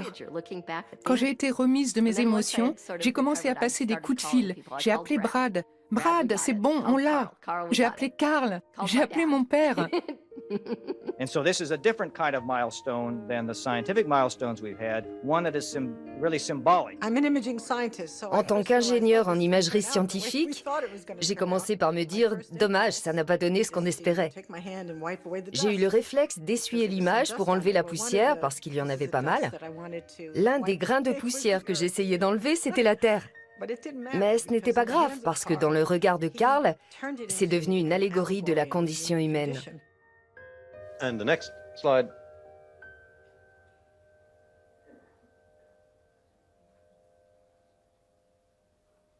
The Earth in a sunbeam. In this color picture, you can see that it is in fact less than a pixel. And this is where we live, on a blue dot. On that blue dot, that's where everyone you know and everyone you ever heard of and every human being who ever lived out their lives. I think this perspective underscores our responsibility to preserve and cherish that blue dot, the only home we have. Mon père parle de cette petite tache dans la vaste nuit cosmique. Il dit qu'on fait partie d'un grand tout, mais aussi qu'on est seul. À un moment, il dit même qu'aucune aide ne nous viendra de l'extérieur pour nous sauver de nous-mêmes, et que c'est à nous de le faire.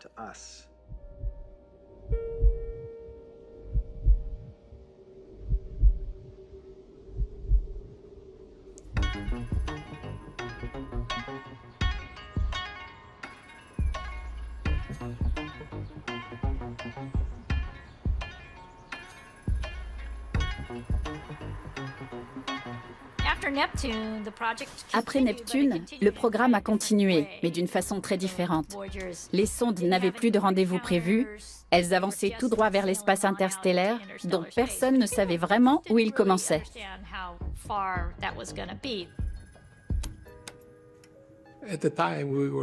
À l'époque où on a conçu Voyager, on ne connaissait pas les frontières de l'espace interstellaire.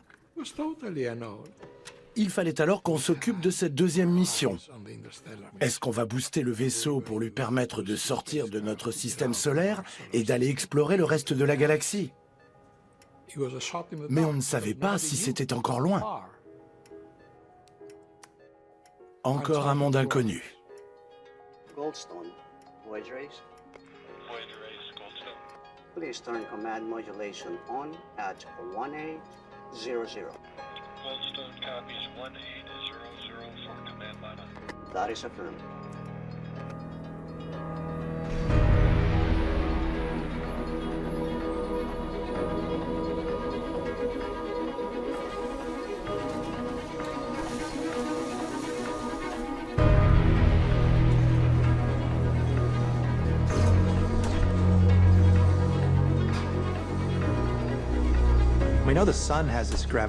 On sait que le Soleil a une influence gravitationnelle qui s'étend jusqu'à la moitié de la distance qui le sépare de l'étoile la plus proche. Une fois que Voyager sera sorti de cette influence, il mettra encore des dizaines de milliers d'années pour arriver aux confins du système solaire. Mais le champ magnétique du Soleil ne va pas aussi loin, c'est une sorte de bulle. Et où laisse-t-il place à la galaxie ? Voyager a continué sa route sur plusieurs années sans qu'on puisse détecter le milieu interstellaire.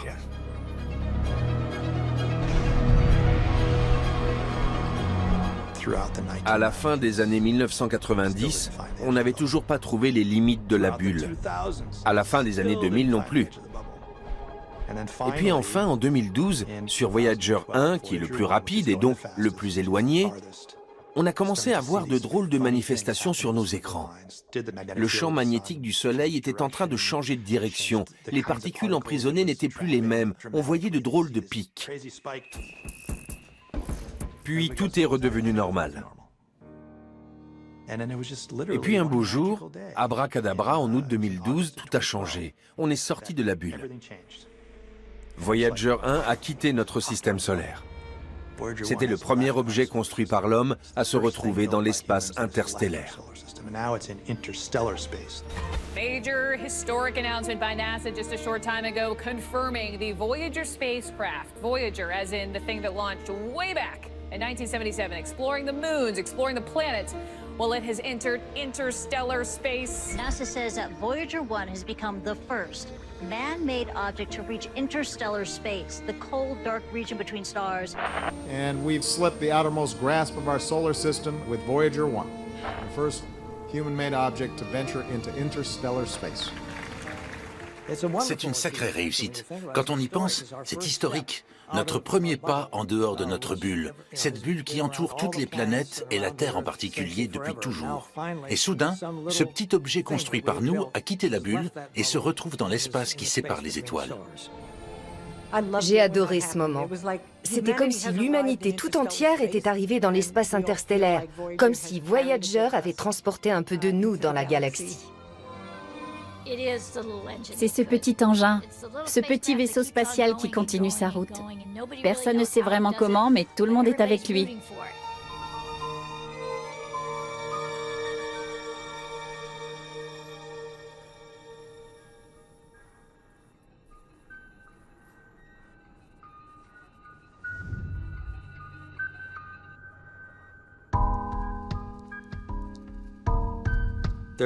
Il n'y aura plus jamais de mission de ce type.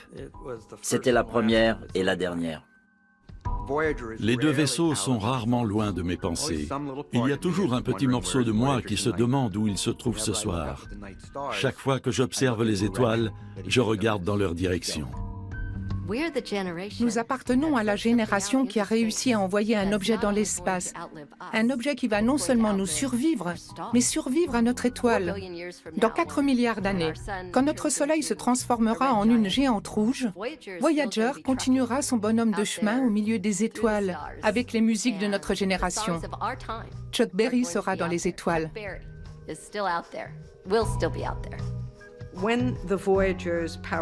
Quand les sondes ne seront plus alimentées en courant et qu'elles ne pourront plus envoyer d'informations utiles, c'est là que le disque doré prendra tout son sens. Quand tout se sera éteint, ces deux disques seront toujours quelque part dans l'espace interstellaire pour remplir la dernière partie de la mission.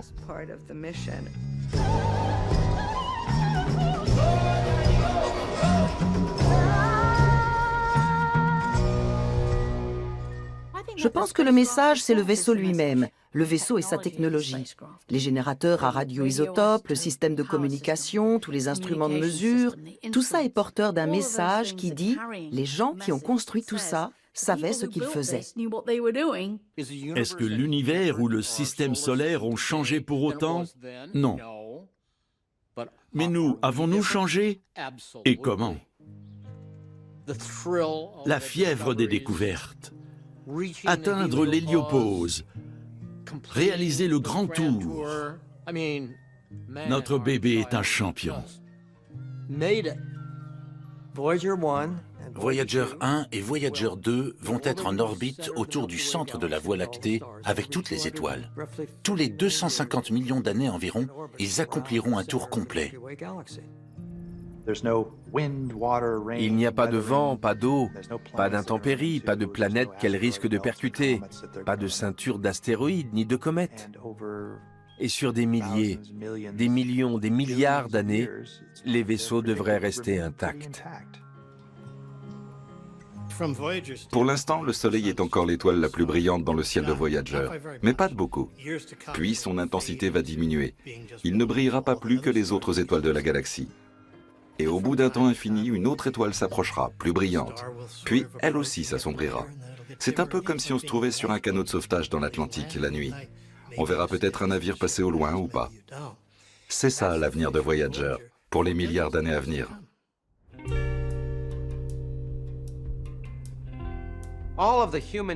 Toutes les tragédies humaines, toutes les inquiétudes qui nous agitent seront oubliées depuis longtemps.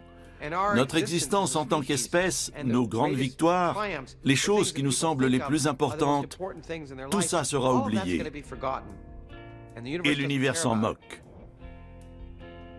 Mais il est possible qu'au moins un objet créé par nous soit encore là, quelque part. Et qui sait, peut-être qu'un jour, selon une probabilité infinitésimale, un autre être vivant le trouvera et apprendra que nous avons existé.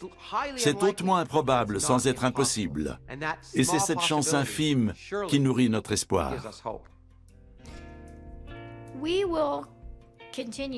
Nous allons recevoir des signaux de Voyager aussi longtemps que ce sera possible. Mais il y aura un jour où nos antennes ne capteront plus rien.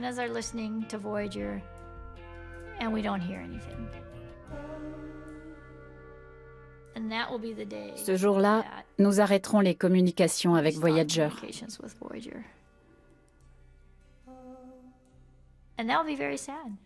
Et ce sera très triste. Quel que soit le nombre d'années qu'aura duré la mission, 45, 50 ou 55 ans, ce sera très, très triste. Ce sera le silence, sans qu'on ait pu se dire au revoir.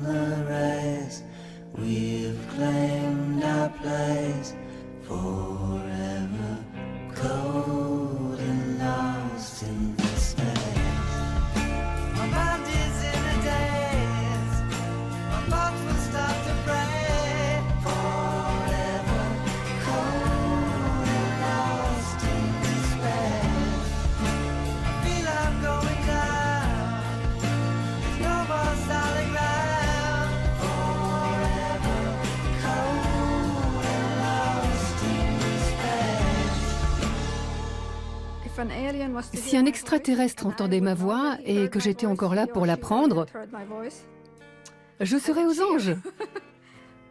Je sauterais de joie. Comment vous dites? Elle. Elle? Oui, la sonde. Non. Je sais que c'est la mode, mais je trouve ça trop anthropomorphique. Les machines n'aiment pas être comparées aux hommes ou aux femmes. J'ai toujours rêvé de faire ça. Prêt? Séquence 23, 7e.